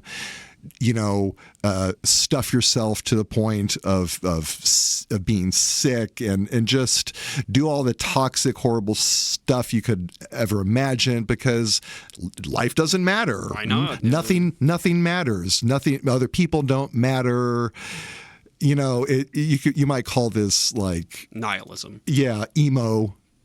We could call it emo, right? It's kind of it's maybe like a simple existentialism or whatnot, right? Or maybe just the most common way of misunderstanding what that is. And in the second time around, we see that maybe Phil has figured out that no, there's the light path of existentialism where if nothing matters, well, then there's no reason why you can't just be a good person. Absolutely. If we see him go through again, to a biblical place. So many of the 7 deadly sins we see, he certainly did gluttony and greed and envy and all sorts of things like that. And so he ran through a lot of like, what if I was a bad person? Or like, frankly, following the Phil that we saw at the beginning of the movie and what would he do? And now we kind of see, a bit of a change in the guy. Sort of a new tactic that we're seeing of him perhaps being nice or being moral or something like that. Being kind. Being kind to people. We see that reflected not only in his demeanor and his face and stuff and the way he acts, but he's passed this homeless guy probably 8 times in this movie so far, and this time he gives him a lot of money. We see him bringing coffee and donuts to Rita and Larry in a way that he never would before. He's been selfish, not selfless. And Phil was nice to Larry, which has never happened before on screen. In all these small ways, Phil is trying to reverse himself, right? Where he was obnoxious to Larry, he now brings Larry baked goods, right? Where he would raspberry. when he would ignore the old homeless man, he is now absurdly compassionate. He gives him a massive amount of cash out of his wallet. We then later on in what we might call his redemption era, as we discovered, the old man in every version of the loop dies. He dies. He's an old man and he's just at the end of his rope, and this really starts to unnerve Phil. Like and at first you could think that he's trying to create the perfect day because he thinks maybe he's just found the key that unlocks his prison, but He can fix everything, but he certainly can't. And part of this whole nice era that happens just right in between the old man and that is that we see him start to work on himself, as you mentioned. He starts to read books in the diner. He starts to take piano lessons. We see him taking ice sculpture lessons, or we don't see the lessons. We see him being an ice sculpture god. That he's obviously taken lessons. He has all the time in the world, and before that was to indulge himself to the point of despair, and now he's got all the time in the world, so why not just be the best person he possibly can be in every way imaginable, right? Playing the piano, carving sculptures out of ice. Being nice to the people he talks to, frankly. We see him be nice to the man that annoys him with dumb questions in the morning. Whenever Ned Ryerson runs over, he unnerves Ned to the point, and this scene was improvised, by the way. Bill Murray said, I'm just going to wing this and let's go with it. And so when Ned Ryerson runs over Phil and runs over to him, Bill Murray just embraces him, says, Ned, and just gives him a big old hug, and like for way too long. And we see Stephen Tobolowsky, who does not know what to expect, just look very uncomfortable, but like nail the scene all at once. And it's like, I have to go, like actually, because this is the first time he's made Ned have to disengage with this. This is maybe contender for second most gay moment. Maybe this is actually the first most. And again, I just got to call this out. Like this is one of the reasons why I love this film so much, is because it just doesn't have any anti-gay animus. And like moments like this where that could have been a setup for just some kind of snide gay baiting joke. It's Phil Murray just with a bemused look, like, huh. and then just kind of walks off. Which is very true. I mean, they don't play the waiter for laughs necessarily, or the fact that he's gay, or they don't have him be like a complete faggot or something. He's just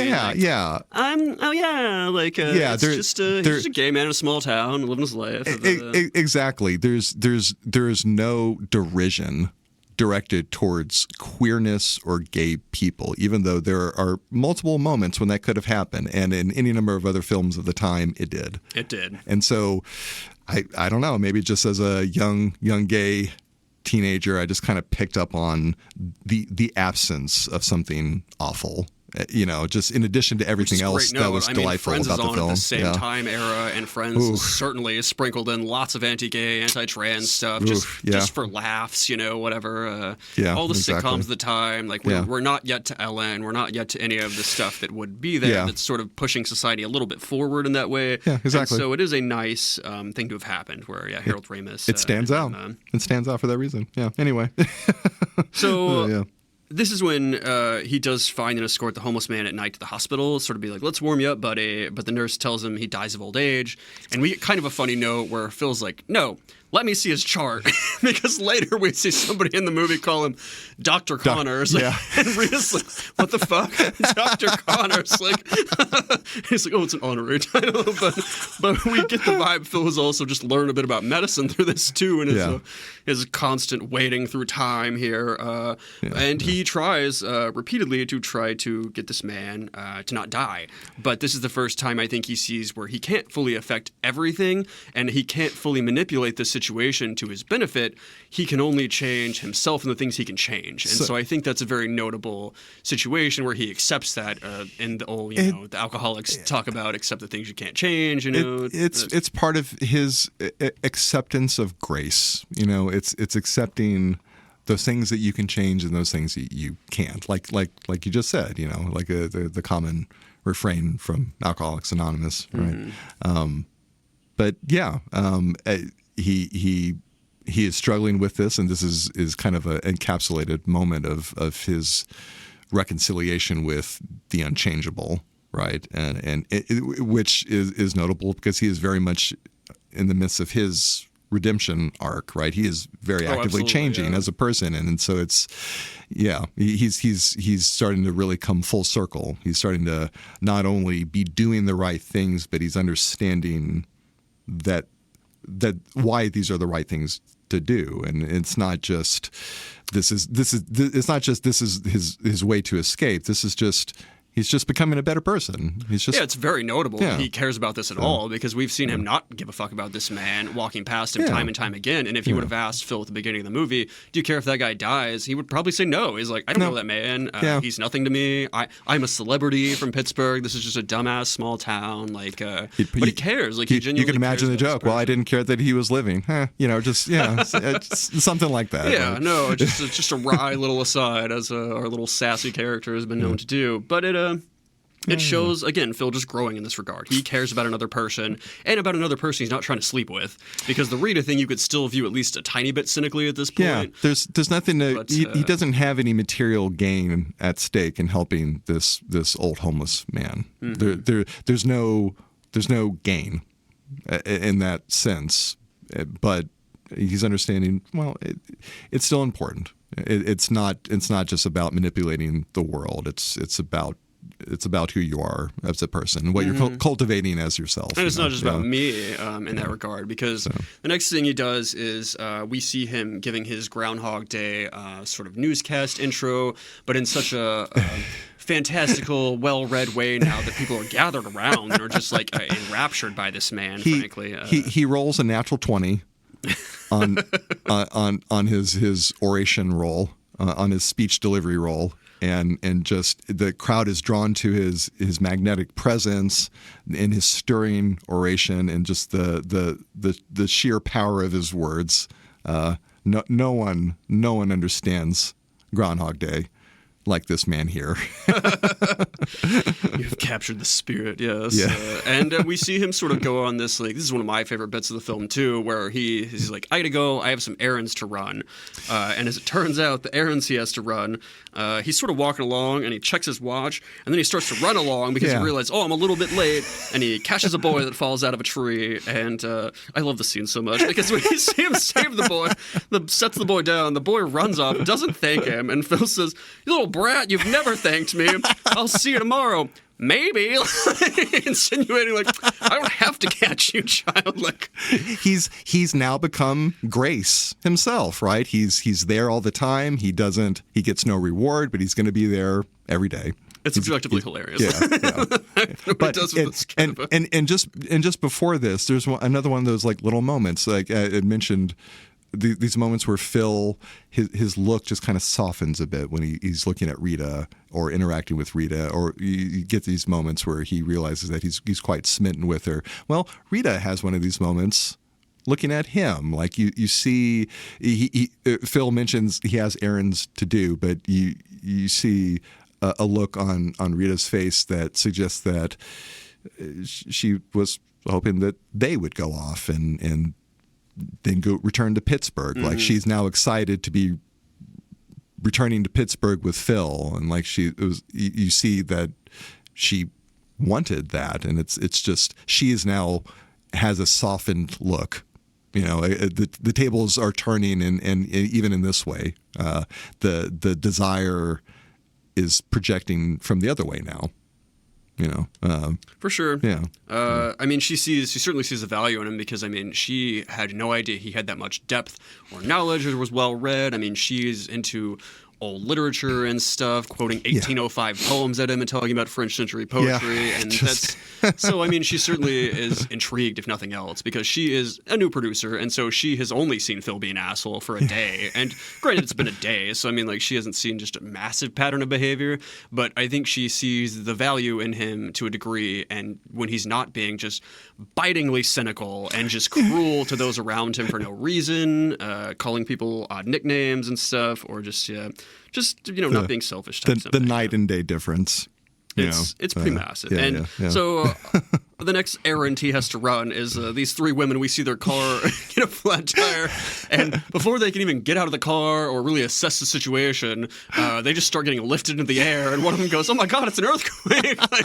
But no, it's Phil there with a jack and a tire, and he's just there being like, "I got you, you ladies." Another great moment of physical comedy. They're in the car as it's rocking back and forth from the action of the jack, and so they're speaking like that too, like, "Oh, thank you, young man, for helping us. You saved us." He must be from the motor club.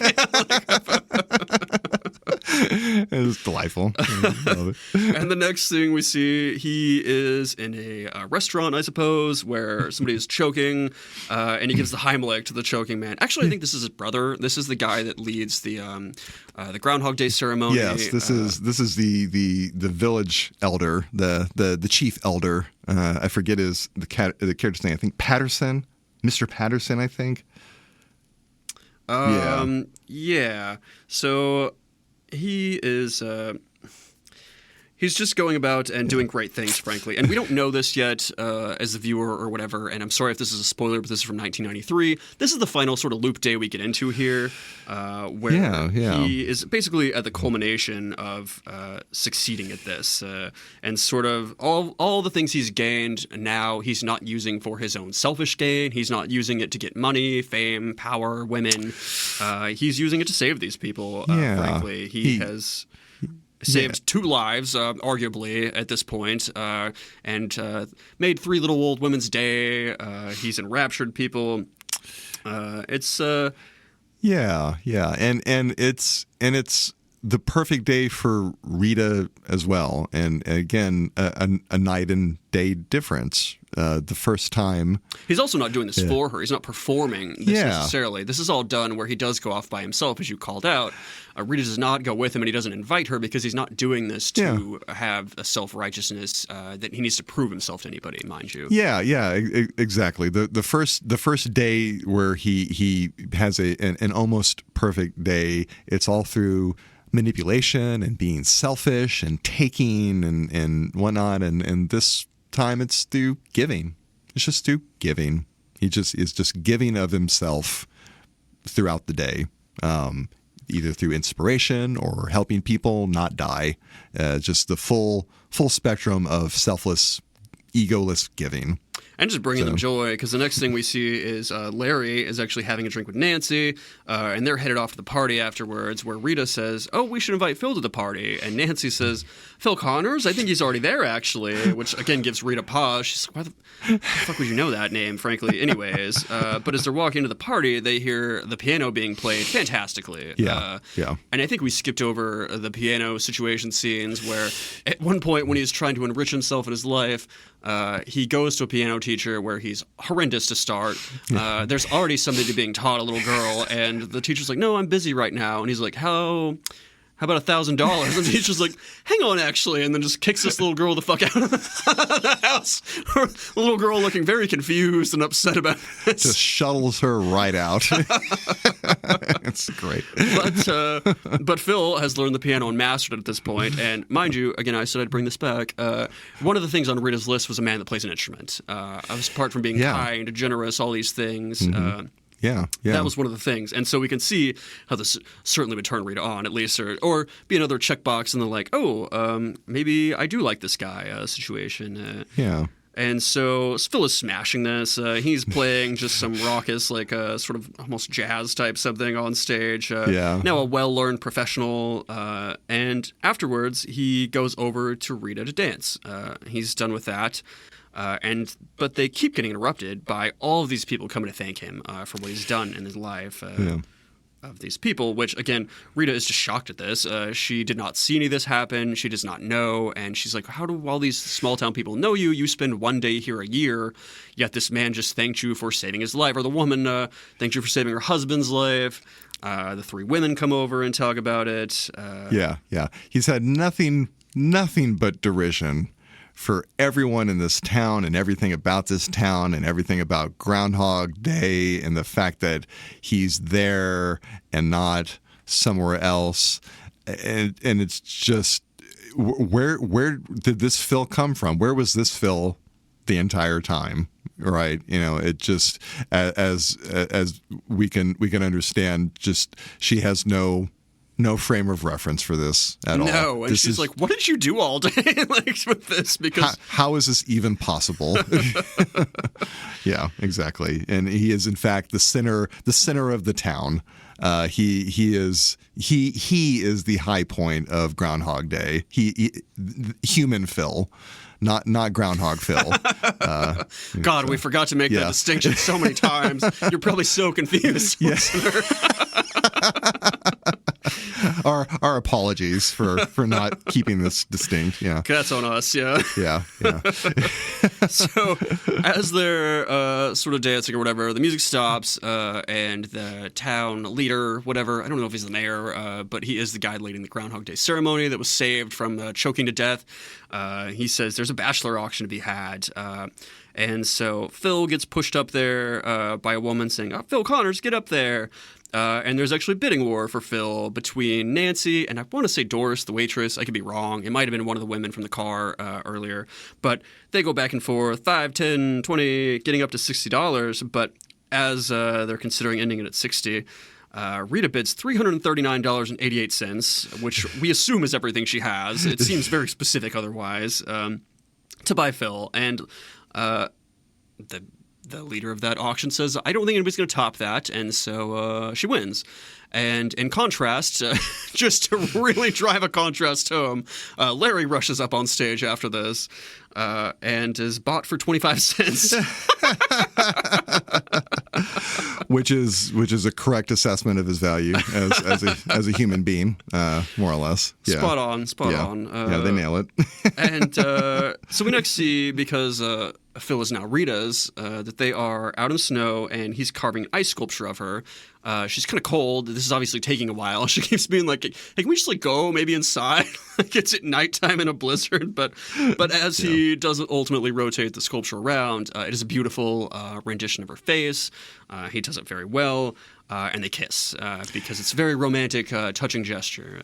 Yeah. And again, more tables are turning. We have this moment where Phil walks past these ice sculptures of Groundhog Phil, and it's a statement about himself. And here we again, the tables are turned. Now the sculpture is of Rita, and it's for an entirely different reason. Just the meaning of ice now has even changed. Just full metamorphosis, even expressed in the material in the world too. Which is very interesting. And then we see the clock strike 6 again, though, and we're left to think, well, that was a beautiful day. Phil nailed this day. He did a bunch of nice things for a lot of people, but it won't matter again. We hear Sonny and Cher once again. We hear the same music. But nope. We got trolled. The radio DJs, they pulled a fast one on us. They just love that song so much. It's a good song. Yeah. Why not play it every morning at 6 a.m.? Why not? Yeah. And then we see an arm reach over to shut off the alarm, as opposed to Phil smashing this alarm that has caused him such grief. And it's Rita. Rita's arm reaches over, and Phil is kind of shocked this is happening. He kind of looks over and he pinches her. He doesn't say to her, "Pinch me to see if this is real." He pinches her and she goes, "Ow!" And he's just shocked this is happening. And he says, "Something is different." To which Rita asks him if it's good or bad. And Phil says, "Anything different is good," because he is happy to be out of that situation. He is the curse has been broken. I guess the blizzard has passed, even though the blizzard came and went and there's snow everywhere. But yeah, the blizzard has passed. Finally, it is now finally February 3rd. And do you know what today is? Phil says. Yeah. Today is tomorrow. It happened. which is a very that's a very Zen thing to say. It's like maybe that's how it came across. I don't know. It's like we know the entire backstory of it. So what a goofy thing to say. I guess it's kind of true. And I guess does it have some meaning? It's like, well, it's tomorrow. And there's really that's what we know for sure. a minute of this movie left, because they do just kind of happily walk off. He looks outside and sees that the blizzard actually is snow outside. It's not the same day from before. Yeah. And so they run off in the day to go have fun, whatever way they're going to have it there. But it is just an interesting bit, because we're left to wonder, does he ever tell her about this, frankly? Because he did not reveal... I don't think he just revealed at all ultimately what happened. In the perfect day, the one that finally breaks the curse, I don't think that he divulges his divinity, as it were, right? Yeah, or the nature of his condition. He doesn't clue Rita into that. And so I suppose she would have no idea at all. He would just have this boy, he'd have a large expanded set of memories, because we really have no idea how much time passed just for Phil, but based on his new skill set, it's an enormous amount of time. I was actually counting this while I was watching the film, and I swear I counted, just as far as what we see on screen. Like, we know that more time has gone by, but I think that we see 40 days and 40 nights, and it's just, again, a film where it just really feels like there are all these Christian allegorical references and whatnot. Yeah. Is that really a thing? Anyone in the audience, and I'm actually being serious about this, if you're going to watch it, count it and just confirm this for me, because was this really like a reference to Moses wandering through the desert and finally reaching the promised land? Maybe. I don't know. I mean, so I want someone to verify this. For the Bible heads out there, Moses did not have a great promised land ending, actually. Well, yeah. This is where the Arrested Development narrator comes on and says he didn't. Yeah. That didn't happen. Yeah. So. Yeah. But no, that's very interesting. Harold Ramis, when I was looking at some of these little trivia notes or sort of interview stuff, he says in his mind it's about 10 years.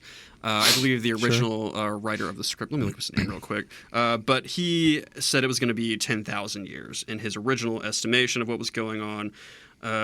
Which sounds like a appropriate amount of divine punishment, Danny Rubin, by the way. Danny Rubin is the guy that wrote the story, and Harold Ramis went in and sort of touched it up, helped him sort of co-write, edit, polish it off to be what it is today, which is frankly a masterpiece. It could have been so many different things, like we mentioned, where The Mummy was almost directed by like Rob Zombie or something, or like some of these people like Clive Barker, some of these things could have turned out so very differently. And you just have to appreciate the films we do get and the hard work and the sort of touches that we get from very talented people whenever we have little gems like this. Yeah. So it is interesting to think about at like in the director's estimation, 10 years. 10 years living one day is a whole lot of that. That's still an enormity.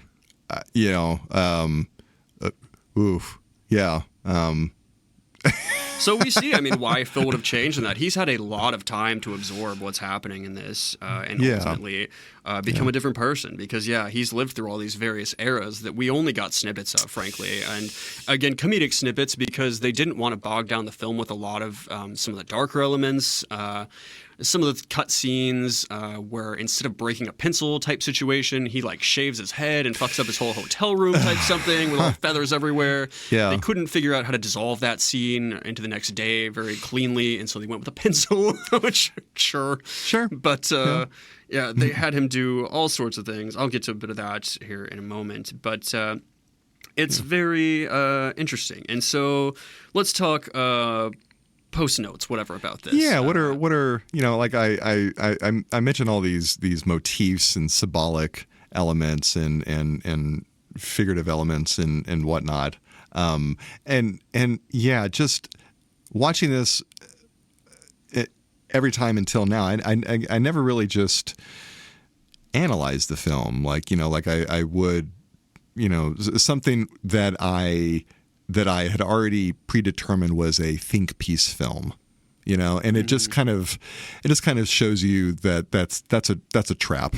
That's a trap. You should always be willing to give any film the full rigorous assessment that you would give a film that is denoted as a prestige film, right? And this is a great example of it. It really is so symbolically rich, just well written, but well written meaning great use of metaphor, great use of representational elements, themes, and so on, like literary elements, but it doesn't beat you over the head with them. I think you really had a good assessment when you talked about it being light as air because it is just an enjoyable comedy. This is another movie that would just come on at times, back when cable, that was the only way you could catch movies type something was reruns of them or such.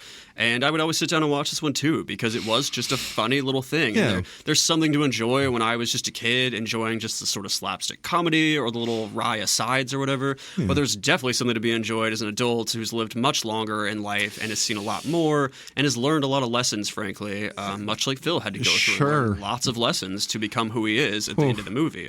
Just the notions of being stuck in place and it's just the same day going by again and again and nothing's really changing and you just feel like you're freezing to death. Ooh, man, that's a weighty metaphor there. Which, the bowling guy totally hits it when he's like, "Oh, that's like my life."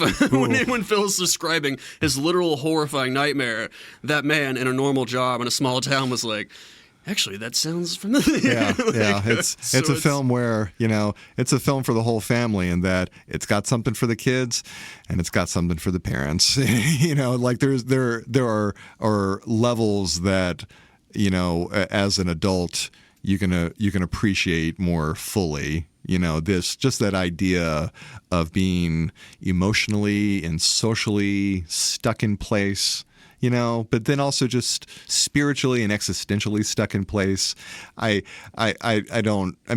I could kind of feel it on a vague level, but I never really just thought about this content of the film until now. And it's just wow, what a gem. Like and again, just other elements like the nature of shadow, in the film of seeing one's shadow. The double Phils, the drawing of these comparisons, stuff. The shadow of Phil versus one that emerges from the light, as it were, right? And he sure got his more than 6 weeks of winter. He got a classic dark night of the soul that just never ended until he figured out what needed to happen to emerge. Because it wasn't going to happen. Like this was unlike the weather. This wasn't going to just change on its own, right? And so, again, as a weatherman, he had no frame of reference. He couldn't just wait for this one to pass over, and go about being the same old person, like it. Yeah. And it's also interesting. It's very debatable, again, because they did not ever reveal what caused this and what resolved this. Yeah, why he sort of broke out of this. You said something that I've been waiting until now to circle back on, and I'm glad you said it like you did. There were no framing devices in the film. Mm-hmm. There was never a time went by ... little like text on the screen, or some indicator about how many years went by, or the day count. No frame of reference given. It's just happening, and you just have to figure it out, kind of like Phil. You're just left wondering what's going on. What in the world is going on? How does he know these things? How long has he been here? And no one ever answers that question. And he just had to figure it out. Like he had only himself. He had only himself until he realized that he didn't have only himself. But it took him having only himself to get to that point, right? Again, a dark night of the soul. He had to unravel as a person to then recohere in some new form that could survive. Or a very true love's kiss type thing, because we saw the first bits of Rita and him trying to romance, again, being very manipulative, selfish, and not based in love. It was based in wanting to fuck her. And now that he finally accomplished this, you could certainly see it as that, in a bit of a tropey way of that. He goes from vice to virtue. Right, someone who operates off of vice to someone who is virtue based. But importantly, in not knowing how this is caused or fixed, he doesn't go into this final day cocky or anything, or like knowing like I've nailed this. Yeah. He's kind of shocked himself when he wakes up and is like, oh my god, like this is over, and I'm kind of a better person. Like something of a, and I'm sure he connects that in his mind and reflecting on this, because again, he may never tell anybody about this at all. He may go back to the incompetent psychologist and blow his little mind or something. But we don't know if he tells Rita about this and his whole experience. And even if you wanted to, how would he do it? I mean, like without ruining things? Yeah, potentially. He could. I guess he could talk endlessly about February 2nd. This year in 1993, or like this one strange, crazy day that only he knows anything about. Mm-hmm. Like how, it would be harder. He doesn't have the godlike future predicting powers anymore. Yeah, I mean, how do you what do you tell people about that except that just be a good person? I don't know. I mean, like just what. I mean, you could tell them this story, but I don't know. Really, the only thing that matters from that story, and honestly, the only thing that mattered to Phil was just be a good person. And honestly, you could argue it was just contentment, perhaps, because it might not even tie back to Rita. He, at one point at the very end of the movie, says, like, we should live here in Punxsutawney. And we see him start at the beginning. Just, that's the worst thing in the world he could imagine. Like, he's very discontent being in Punxsutawney. He's discontent being around these people. But now he's grown to love them. He's grown to help them. He says he wouldn't mind living here and something. And so it could just be that. It is fun in a way for the interpretive viewer to not have these things just explicitly spelled out and beat over the head with them. But again, just being as well written as it is, right? He had to learn everything about everyone in Punxsutawney only to realize that was never necessary. He only had to know about himself, right? And it's just and without beating you over the head with this way of structuring it, it just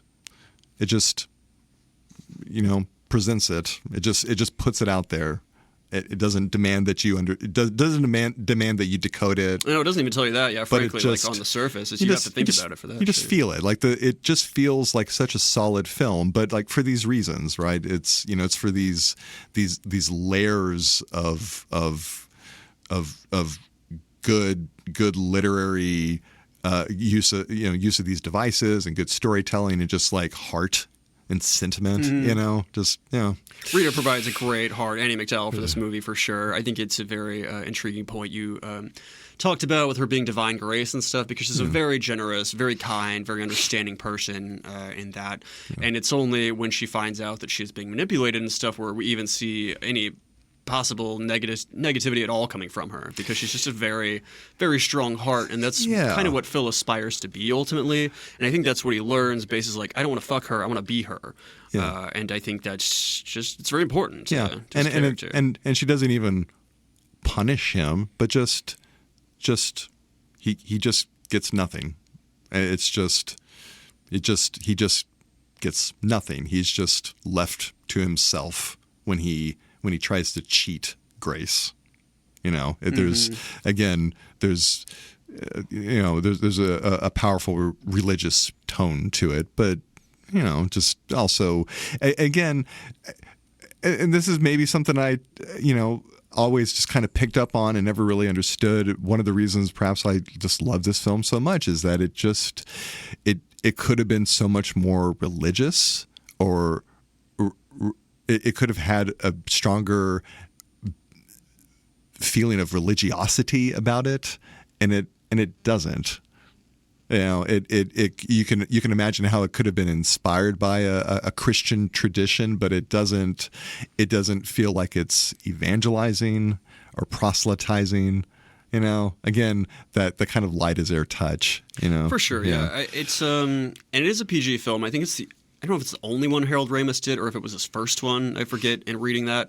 But everything else to date had been like PG-13 or R, like he did National This actually got a PG rating? It has a PG. So that honestly colors things when you look back. You're like, they don't swear like hardly at all. There was no explicit sex or anything. There was nothing like that. I would just assume with like the suicide content that it would have gotten like a PG-13. PG was a little more flexible back then type stuff. But I mean, they never show him like being mangled or like, right. We were all exposed to some PG movie that traumatized us, like Mufasa dying in a valley or whatever. So, I mean, there are things in PG you can get away with there. But I want to, I guess, touch on the biblical note. Tommy and I are not religious, but we certainly grew up in it, and so we have a lot of knowledge of this stuff. We grew up culturally Christian for sure, and definitely in our childhoods, definitely were much more immersed in Christianity. Absolutely. And not to get into our trauma of it all, mind you, but I know a lot about the Bible. And so what I will say is this movie parallels to me a lot of the journey Solomon has writing Ecclesiastes, to take it back to not just Christianity, mind you, but to the Old Testament. Solomon was as rich as could be. He had all the women he could ever want, 770 by many counts, and he was essentially trying to find meaning in life while living the same day over and over again, wanting for nothing. The phrase from that book that he often ends passages with that sticks with me is "There's nothing new under the sun." But importantly to this movie, the full verse in one of those is "What has been will be again. What has been done will be done again. There is nothing new under the sun." Yeah. And that is very much Phil's lived experience in this. He has to find meaning or a way to move forward in his life, even when he knows that his whole life is a repetitive cycle. And so he tries things. He tries money, women, suicide. I don't think Solomon tried that one as far as we know. but he tries being selfish, being selfless, gluttony, learning new skills, general knowledge. But both were all powerful.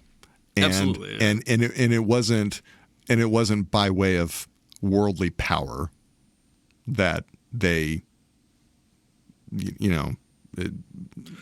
self-actualized or became a truer self, a more virtuous self. Yeah. And ultimately, Phil's curse is seemingly broken by him learning to let go of the selfishness and preconceptions of what should be, as he sort of learns to be selfless and connect with those around him in a way he was fully incapable of before the movie. And so I don't know. It's been a minute since I've read Ecclesiastes. I'm sorry to the Solomon heads out there. Exactly how that resolves, aside from Solomon being like, I guess I'll find meaning how I can.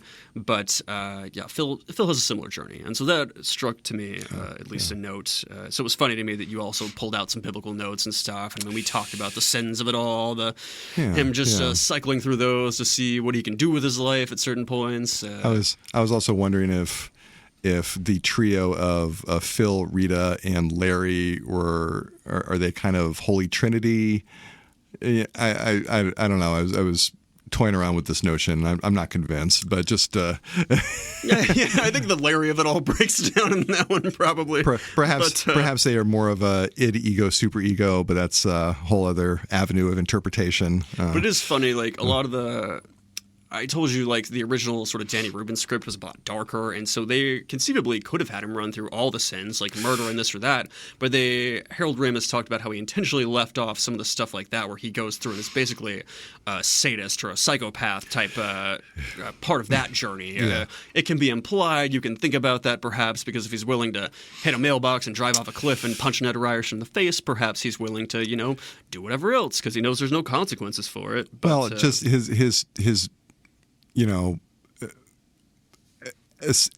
getting information from someone just to then in what is your next day use that to exploit them for sexual gratification.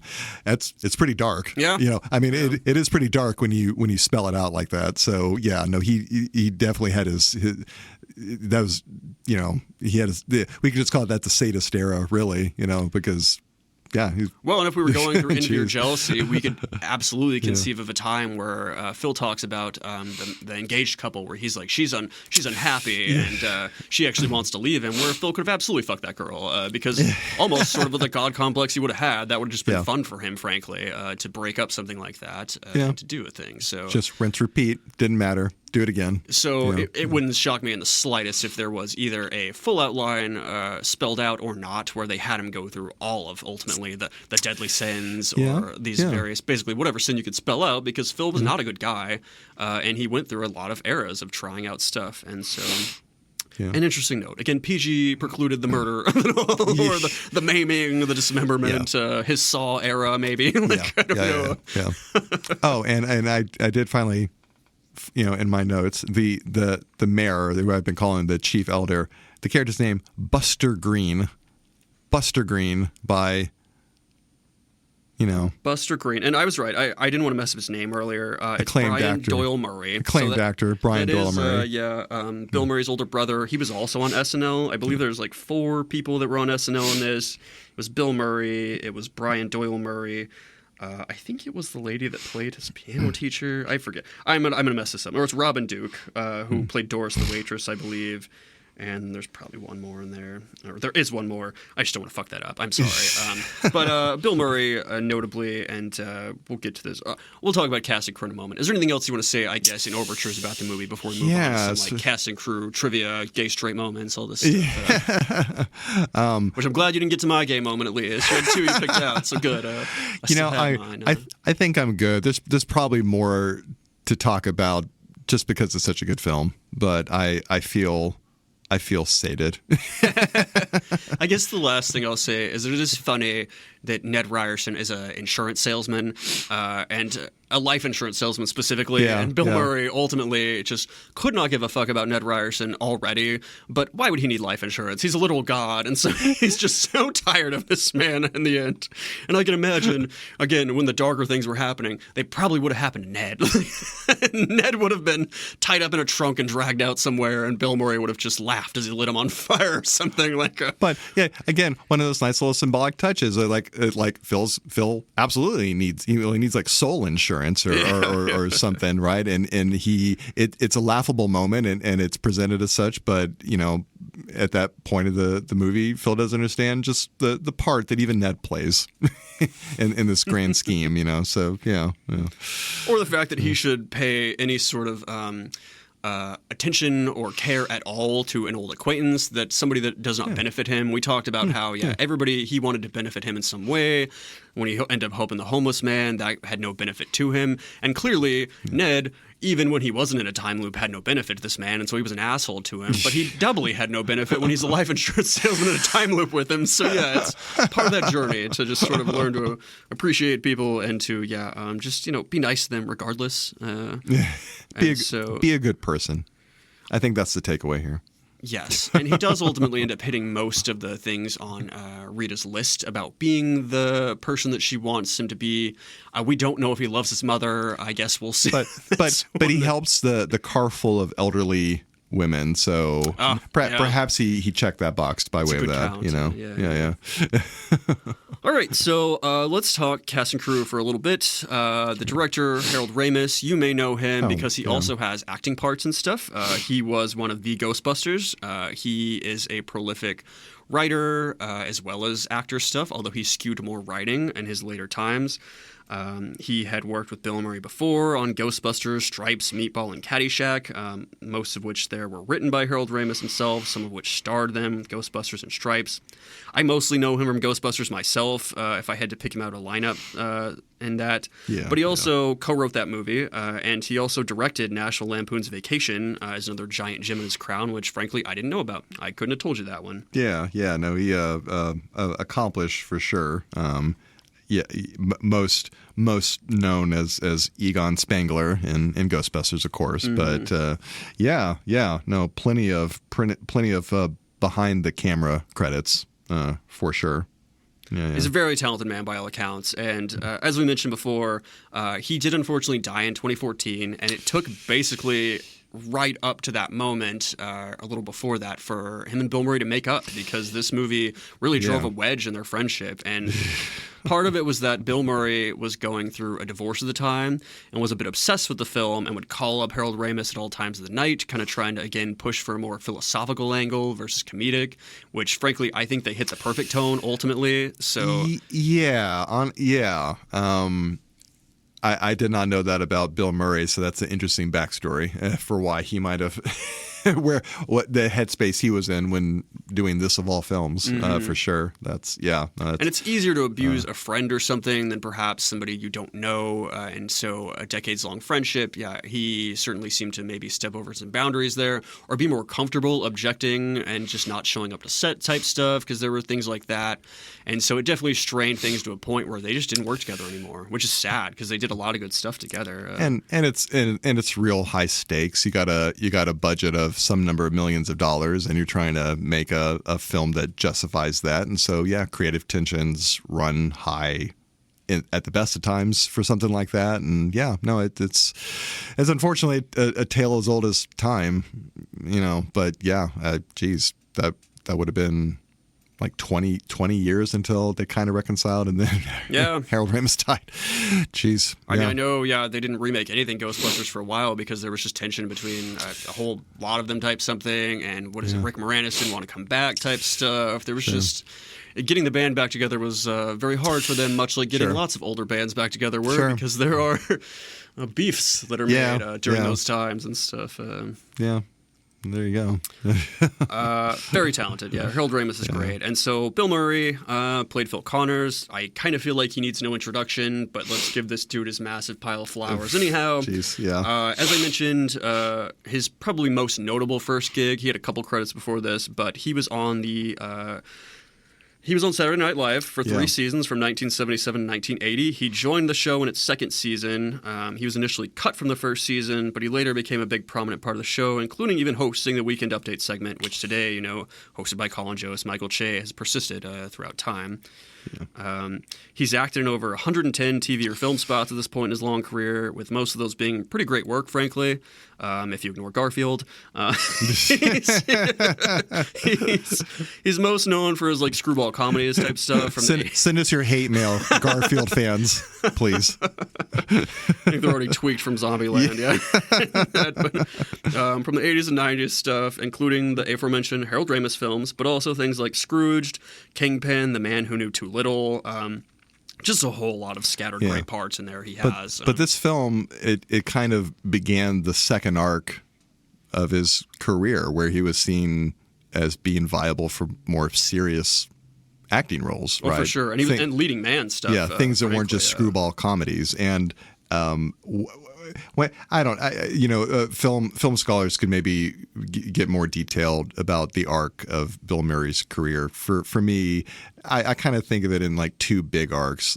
One going from Saturday Night Live till probably about Groundhog Day, and then the second arc starting with Rushmore, directed by Wes Anderson. Wes Anderson, I have it here too. Yeah, that's a big old situation. Which was a great film. It very well received indie film too, and it kind of began the indie film arc of Bill Murray's acting career, and it. Yeah, I mean, like, talk about someone who's had a prolific career and has demonstrated why. I mean, I don't even know where to really begin when talking about, like, what's a good Bill Murray film to, like, discuss in terms of, like, talking about the actor. I mean, Ghostbusters, super well renowned.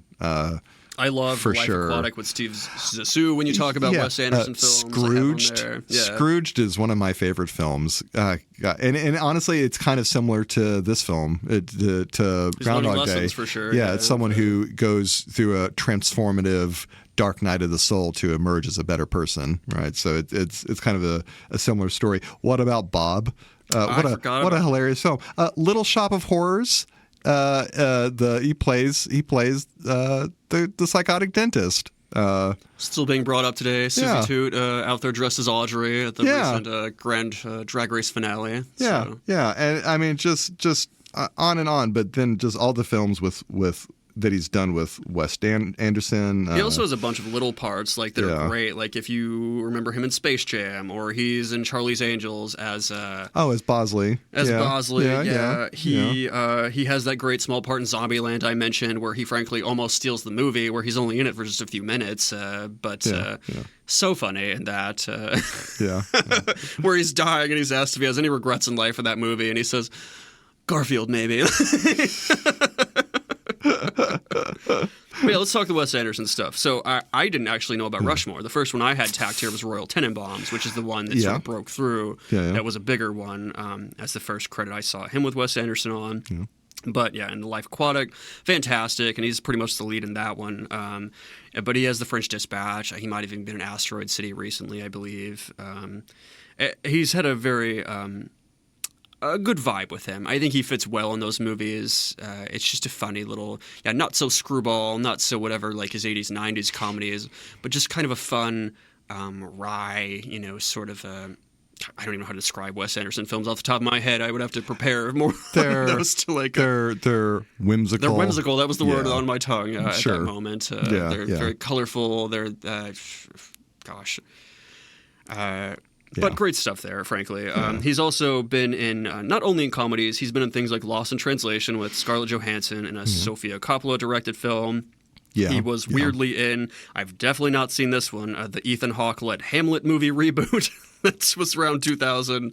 That's right. He played Prospero. He played Prospero in that. Yeah, exactly. Yeah, and he's been in some dramedy stuff, like St. Vincent with Melissa McCarthy, where she was trying to do a little more serious thing too, where he's just a curmudgeon of an old man that's sort of like a Gran Torino without racism or or just a lot of dourness. It's a very cute film. I do enjoy that one.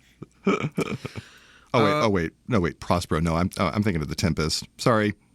No, wait, that's The Tempest. Who am I thinking of? What is the character in Hamlet? Not.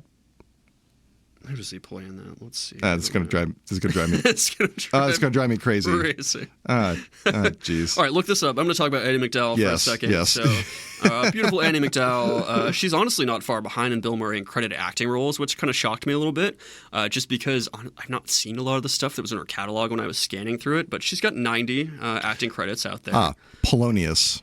Not Prospero. Who could forget Polonius? Polonius. Anyway. So she's still out there doing things like, which shocked me a bit. Like she's been doing plenty of work in the 2020s. Andie is sort of known for Groundhog Day as probably the biggest one, but she's also known for Hudson Hawk, which starred Bruce Willis, Four Weddings and a Funeral, Sex, Lies, and Videotapes, and she went on to star in Multiplicity with Michael Keaton acting opposite of her, also directed by Harold Ramis. And notably, and I'll get to this in a bit more in the trivia, Michael Keaton was one of the people that got sent the script for this movie and was pitched the part of being Phil Connors. Oof, boy, that... would have been a very different movie, right? What an interesting... I mean, it's Michael Keaton, Beetlejuice here, come on, but... Yeah, no, that's interesting to I've got imagine. the full list, Yeah. and I am curious what you think of who perhaps could have pulled it off. I have my thoughts on it. We'll get to. But Andie MacDowell was also in the 2011 Footloose remake, which was... Yeah.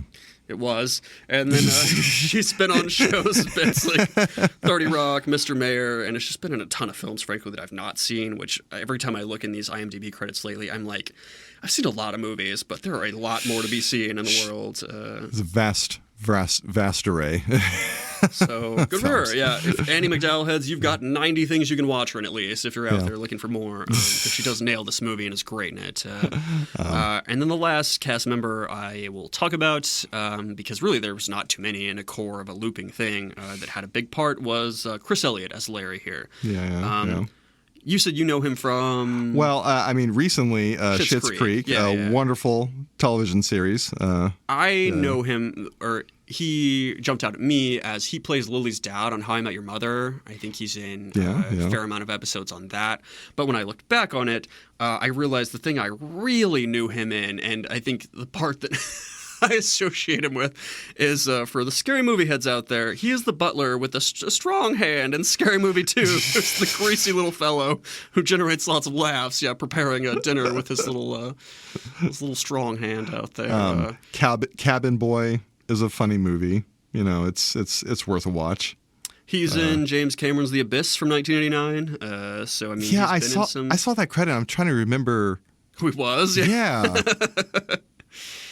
Good question. Because that's an awesome film, by the way. Ooh, man, maybe we should review that. Yeah. One of the things that's I'm always open for a James Cameron one, mind you. One of the things, and this is perhaps catty or perhaps living in the modern era of the moment, that jumped out at me is both Chris Elliott, Bill Murray, and pretty much anyone that starred in the movie was just a balding man. Because at the time, they really didn't have current things like minoxidil, or, finasteride, or all these things that now have our movie stars with full, lush, thick heads of hair, regardless of if they're in that, 40, 50% of men that get to keep that naturally. And so it was interesting seeing a leading man with a fully receding hairline like Murray type stuff. Yeah. Chris Elliott being bald in a way that, again, he looks pretty much the same to me about 30 years later, interestingly. Where have all the bald men gone? So that's just another, when we look back at a film in the 90s or the early 90s where we talk about, him talking about long-distance lines and people having receding hairlines in the acting, field. Well, it's just using a payphone to try to get to a better long-distance line. Like, oh, geez. So that, again... Probably catty. Or just a noticing at the moment with how many him, struts, Roma, and all those things out there that can just fix that now. It's just an interesting bit. All right, let's do gayest part of the movie. Yes. What was your moment? Okay, yes. So my gayest part of this movie is I get the vibe that Phil may have fucked that gay waiter. Because you have a theory. He knows a lot about him. We only see him in one scene. But when you have all the time in the world, why wouldn't you try everything you can? He has this full hedonistic era or whatever. And at one point, he does have a line in the movie when Rita remarks she didn't know he could play piano, that Phil remarks that he's versatile. So maybe this week fucked him. Yeah. I did. Okay, see, now that you have a working theory, I did note that, and it did strike me. It's versatile, eh? But okay, wow. But yeah, again, he knows what he does in his house at night. He paints toy soldiers. He knows things about this man, and shouldn't really. And just one of the first things he launches off to is that he's gay. And why would Phil know that?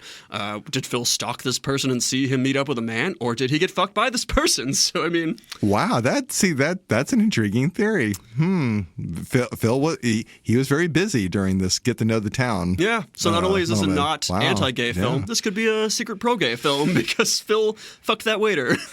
Wow. Damn. Yeah. There you go. Yeah. Okay. Gobbler's knob. But no, I think a really high contender. Okay. Yeah. No. Okay. Yeah. No. Okay. I like that. Let's go with it. I was delighted to sort of put that together in my headcanon there. So there you go. There you go. I'm impressed. Good. So straightest part of this movie. Did you have candidates for that one? Ooh. I'll go with mine if you want to. What's yours? It was hard to pick out because obviously, and I don't want to there's a lot of these movies we're going to watch, guys, especially the older ones. There's just a big straight romance plot underlying them. And so it's just a cop-out to me, I feel like, to be like, it's a straight romance, obviously. But, like, Phil is a chauvinist who has to learn how to talk and interact with women, as one thought. He does plow his way through damn near the entire city, which, given he's a straight man, is inherently straight, but that's also a pretty gay thing to do also, is plowing your way through an entire small city and exhausting your grinder grid, mind you. So, I don't know, perhaps we can't decide on that, I don't think. I think the straightest part is Phil effortlessly jacking up a car and changing the tire, because you will not catch my gay ass doing that, mind you. Well, it's definitely the butchest moment, for sure. I think the straightest moment might have been, again, I mentioned this before, some of the moments at Gobbler's Knob, where it's with the Groundhog Phil and the townsfolk are there and they're having fun and they're dancing.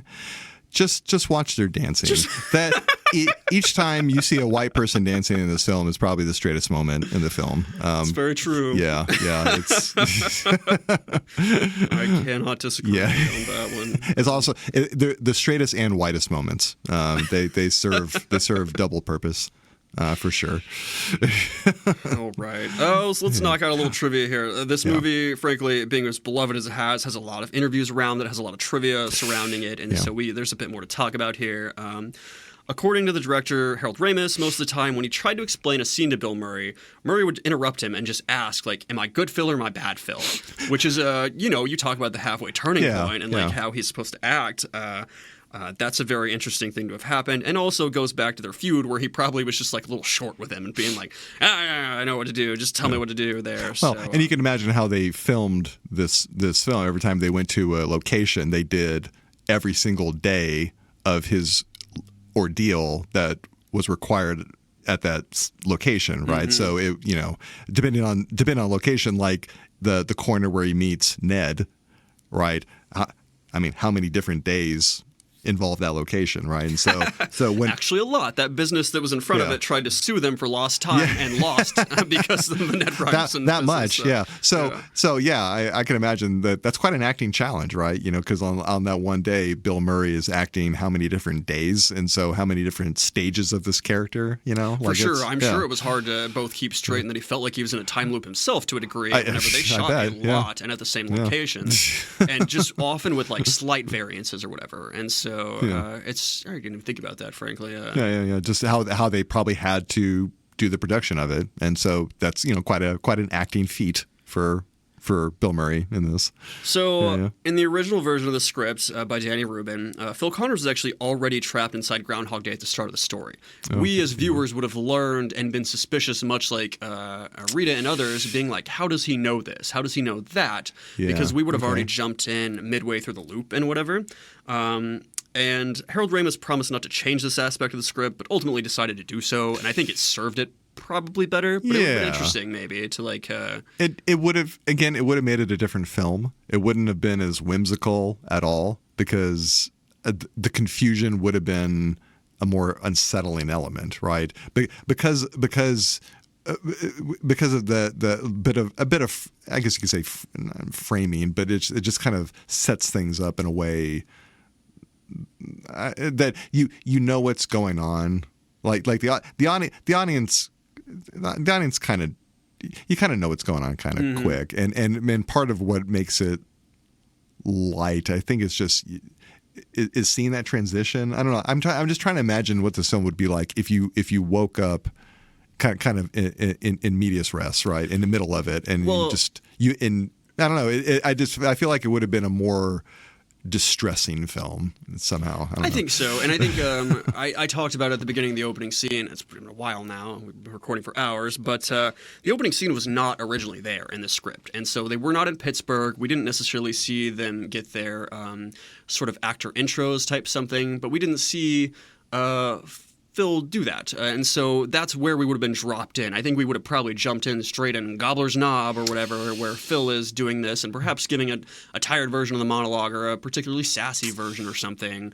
And so it was interesting that they went back and filmed that and then put it in there, because I think it was a good touch. But that is the only part of the film and scene that takes place outside of Punxsutawney. And so it is clearly different and was chosen to be that way. Yeah. In the end. We mentioned that Danny Rubin and Harold Ramis both said they avoided exploring the truly dark side of Phil's time-lapsing, in which he would commit psychopathic and or violent actions without consequence. Again, that probably would have ranked that quite a bit higher than PG, should we have seen that, and really not have done a service to the audience to see our main character, who we want to learn and grow, just dismembering various townspeople or whatever. So, I mean, again, would have been a different movie. We could have judged it on its own there, but would have been a very different film for sure. Absolutely. This movie was selected in 2006 for preservation in the National Film Registry by the Library of Congress for being culturally, historically, or aesthetically significant, which, cute, great. It's certainly stood the test of time and been a very... the cultural impact, I think, is pretty enormous. It absolutely is, which brings me to that next point of time loop stories. We already talked about some of them that are out there and that exist now today. Apparently... Groundhog Day popularized this trope. It was in 1993. But there are examples from earlier periods. There's a 1973 short story, 12:01 p.m., by a guy named Richard A. Lupoff, who I believe actually also tried to sue Groundhog Day for sort of ripping him off in that regard. But it features a character reliving the same hour repeatedly. Even earlier, there are references to time loops in fiction, like William Dean Howells' Christmas Every Day, which is way back in 1892, mind you, like almost... 101 years earlier. Sure. And then a Russian novel from 1915, Strange Life of Ivan Osakin. So while all of those things certainly did that, Groundhog Day launched into the stratosphere. And you hear people say like a Groundhog Day loop or something when talking about these time loop movies. Yeah. And it's just the first thing that comes to my mind when I see a movie like that, or like Palm Springs, Live, Die, Repeat, Edge of Tomorrow type stuff. So it is cute that it not only has its own legacy to stand on, it basically launched a subgenre ultimately. It launched a device, like a narrative device. Yeah, absolutely. The writer Danny Rubin said that one of the moments that inspired the creation of this story came after reading the novel Interview with a Vampire, which got him thinking about what it would be like to live forever. Sure, okay. He actually wrote the script in 1 week, but then spent 7 weeks basically kind of having to go and do the continuity of it all and like the intricacy of it and whatnot, which is interesting that it took you so much longer just to line up things and to be like, how do we actually pull this off type situation. One of my favorite bits of trivia I came across in this is that Cher, in an interview, Cher. Sure. I can't do a good Cher impression to save my life. I'm just like that drag queen Maya, whatever. Yeah. I'm great. Like I'm a bad gay. Terrible Cher when it comes to this. Cher stated in it. No, don't try. That fans would send her letters saying they loved the song she made for the movie Groundhog Day. 1993, not realizing that the song was actually recorded in 1965, and so that she stated the movie helped boost album sales for her due to interest in the song. So there you go. Maybe that's the gayest part of the movie. Sure. That provided a Cher renaissance. I think I mentioned one of these at least. Yeah, a lot of scenes were left on the cutting room floor that drove home how long Murray was in this loop, including him bowling a perfect game, which is perhaps how we get into that bowling scene that was I probably placed earlier in the film after that, because chopping the head off of ice sculptures, which would certainly make sense. I'm sure some chainsaw violence was cathartic. The shaving his head and destroying the B&B room only to find everything fine again. He apparently pulled it back to the future by betting on sports games he knows the outcome of, which I think came after this movie. I'd have to look again. But didn't happen. I think they just ultimately decided there was a lot they could do with this concept and just left some of them on the cutting room floor because they did. Yeah. They did a good job with what they had there. Okay, here's something I really wanted to talk about. So we talk about how the whole device of him and how he gets in this time loop is not explained in this movie. The earliest drafts of the script explained this, though. They said the cause of this was Phil Connor's weird experience, was a disaffected ex-lover named Stephanie cast a spell on him to teach him a lesson. Okay. It was decided leaving it out made it more magical, which I agree with. I ultimately said I think it was a great choice. I could see why they would have done this because, again, Phil was an asshole who was not nice to women and was manipulative, and so it would have been... It could have been included, frankly. I can't... I'm trying to think... Could could you reveal the source of what's going on and not make it a lesser film? I feel like keeping it mysterious allows for it allows for it to be more meaningful, right? And if only because it gives you something to interpret, maybe. I mean, maybe it's like it's more meaningful because it's not as clear. But I'm just trying to think, like, if it was like a jilted girlfriend who casts a spell, like, God, I mean, it just it's like a bad tattoo. More cheesecakey and tropey type something. It does lend itself more to the film being somewhat philosophical or open to interpretation, as opposed to being so straightforward like that. Yeah. And in a way that's just that it would be very unsatisfying, just kind of cheesy. Just I don't know if it would have ruined it completely in a sense, because Palm Springs, as I mentioned, is a great movie that does actually reveal what's going on, and it's more of a core part of the plot of like, how do we break out of this loop because we know how. But it just I think the film is better for not doing it. And it's sometimes better to just leave some things mysterious. Just you don't have to explain the mechanics of something, right? Like it doesn't have to be that kind of film, right? There doesn't have to be any. It's not like an MCU film, right? Where like the mechanics of the magic. You need an antagonist or villain, whereas this movie did not particularly. Yeah, he was his own villain, frankly. Exactly, and for that reason, it's more meaningful when it's not when it's magical, but it's not magic. Right. If that makes any sense. For sure. I do think that, it brings in sort of an odd element as well to make it more of a magical and realistic. But it is what it is. It's interesting to hear that was potentially planned for that. And again, Harold Ramis gets a lot of credit for sort of talking Danny Rubin off of some of these things and polishing it up. They got co-writing credits, whatnot, and I think they did a great job. So I did not know this. In 2016, the film was adapted into a musical. Okay. It was a relatively unsuccessul musical, mind you, but it did get a Tony nomination. So, I mean, at least to call that out. So, someone liked it? I heard nothing about that. So I didn't know anything about this. I'm kind of curious now how this would have happened. And then the last bit. Okay, I brought this up earlier. The other notable actors that Harold Ramis considered for the part of Phil Connors, but thought they were all too nice, which is funny considering some of this list, were Tom Hanks, Steve Martin, Robin Williams, Michael Keaton, John Travolta, and Chevy Chase. Who of that list do you think would have done a great job as Phil, if not Bill Murray? Well, no one could do a schmuck like Chevy Chase. So he would definitely nail the first half of the movie. Yeah. For sure. And the asshole vibe, frankly, that was the one I landed on, because I do think he would have nailed Bad Phil. Yeah. I guess Tom Hanks could have done it. That was my number 2. Yeah. Steve Martin, I think could have done. I don't know if could Steve Martin have sold the sentimentality. Like I don't know. I mean, Steve Martin's a great actor. I'm just trying to. Could he do the second half of the film? He does a good job in like Father of the Bride or certain things I've seen him in, I feel like. Yeah. So I bet he could have. But yeah, it is interesting to see what could have been in some of these movies. To like see like Sylvester Stallone almost cast as the lead in The Mummy or something, or Michael Keaton almost being Groundhog Day. Honestly, Robin Williams. It would have brought a very manic energy, I feel like. Yeah, see, that's the thing. Like maybe it would have just been too much that. This is not older Robin Williams. This is 1993, so yeah. There have been a lot more kissing Mrs. Lancaster scenes, and John Travolta. That's the one on the list. I was like, what? All right. What? I mean, okay, like 93. That means that Pulp Fiction was in production, I guess, at this point, because it was released 94. If I'm not mistaken. And so that John Travolta, what? No. What? No. No. Yeah. From this list, maybe Tom Hanks, I guess. Tom Hanks? We'll go with that. Yeah. Let's go with Tom Hanks. You can't go wrong with Tom Hanks.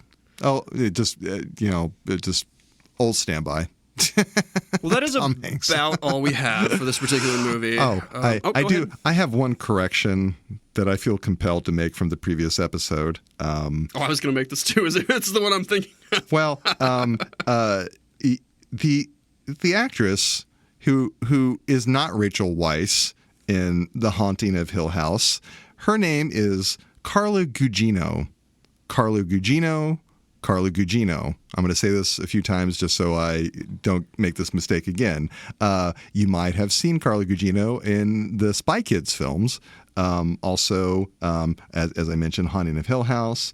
Also in Sin City. She's been in a lot of the Mike Flanagan stuff, the Midnight Mass, House of Usher. And a number of Robert Rodriguez productions.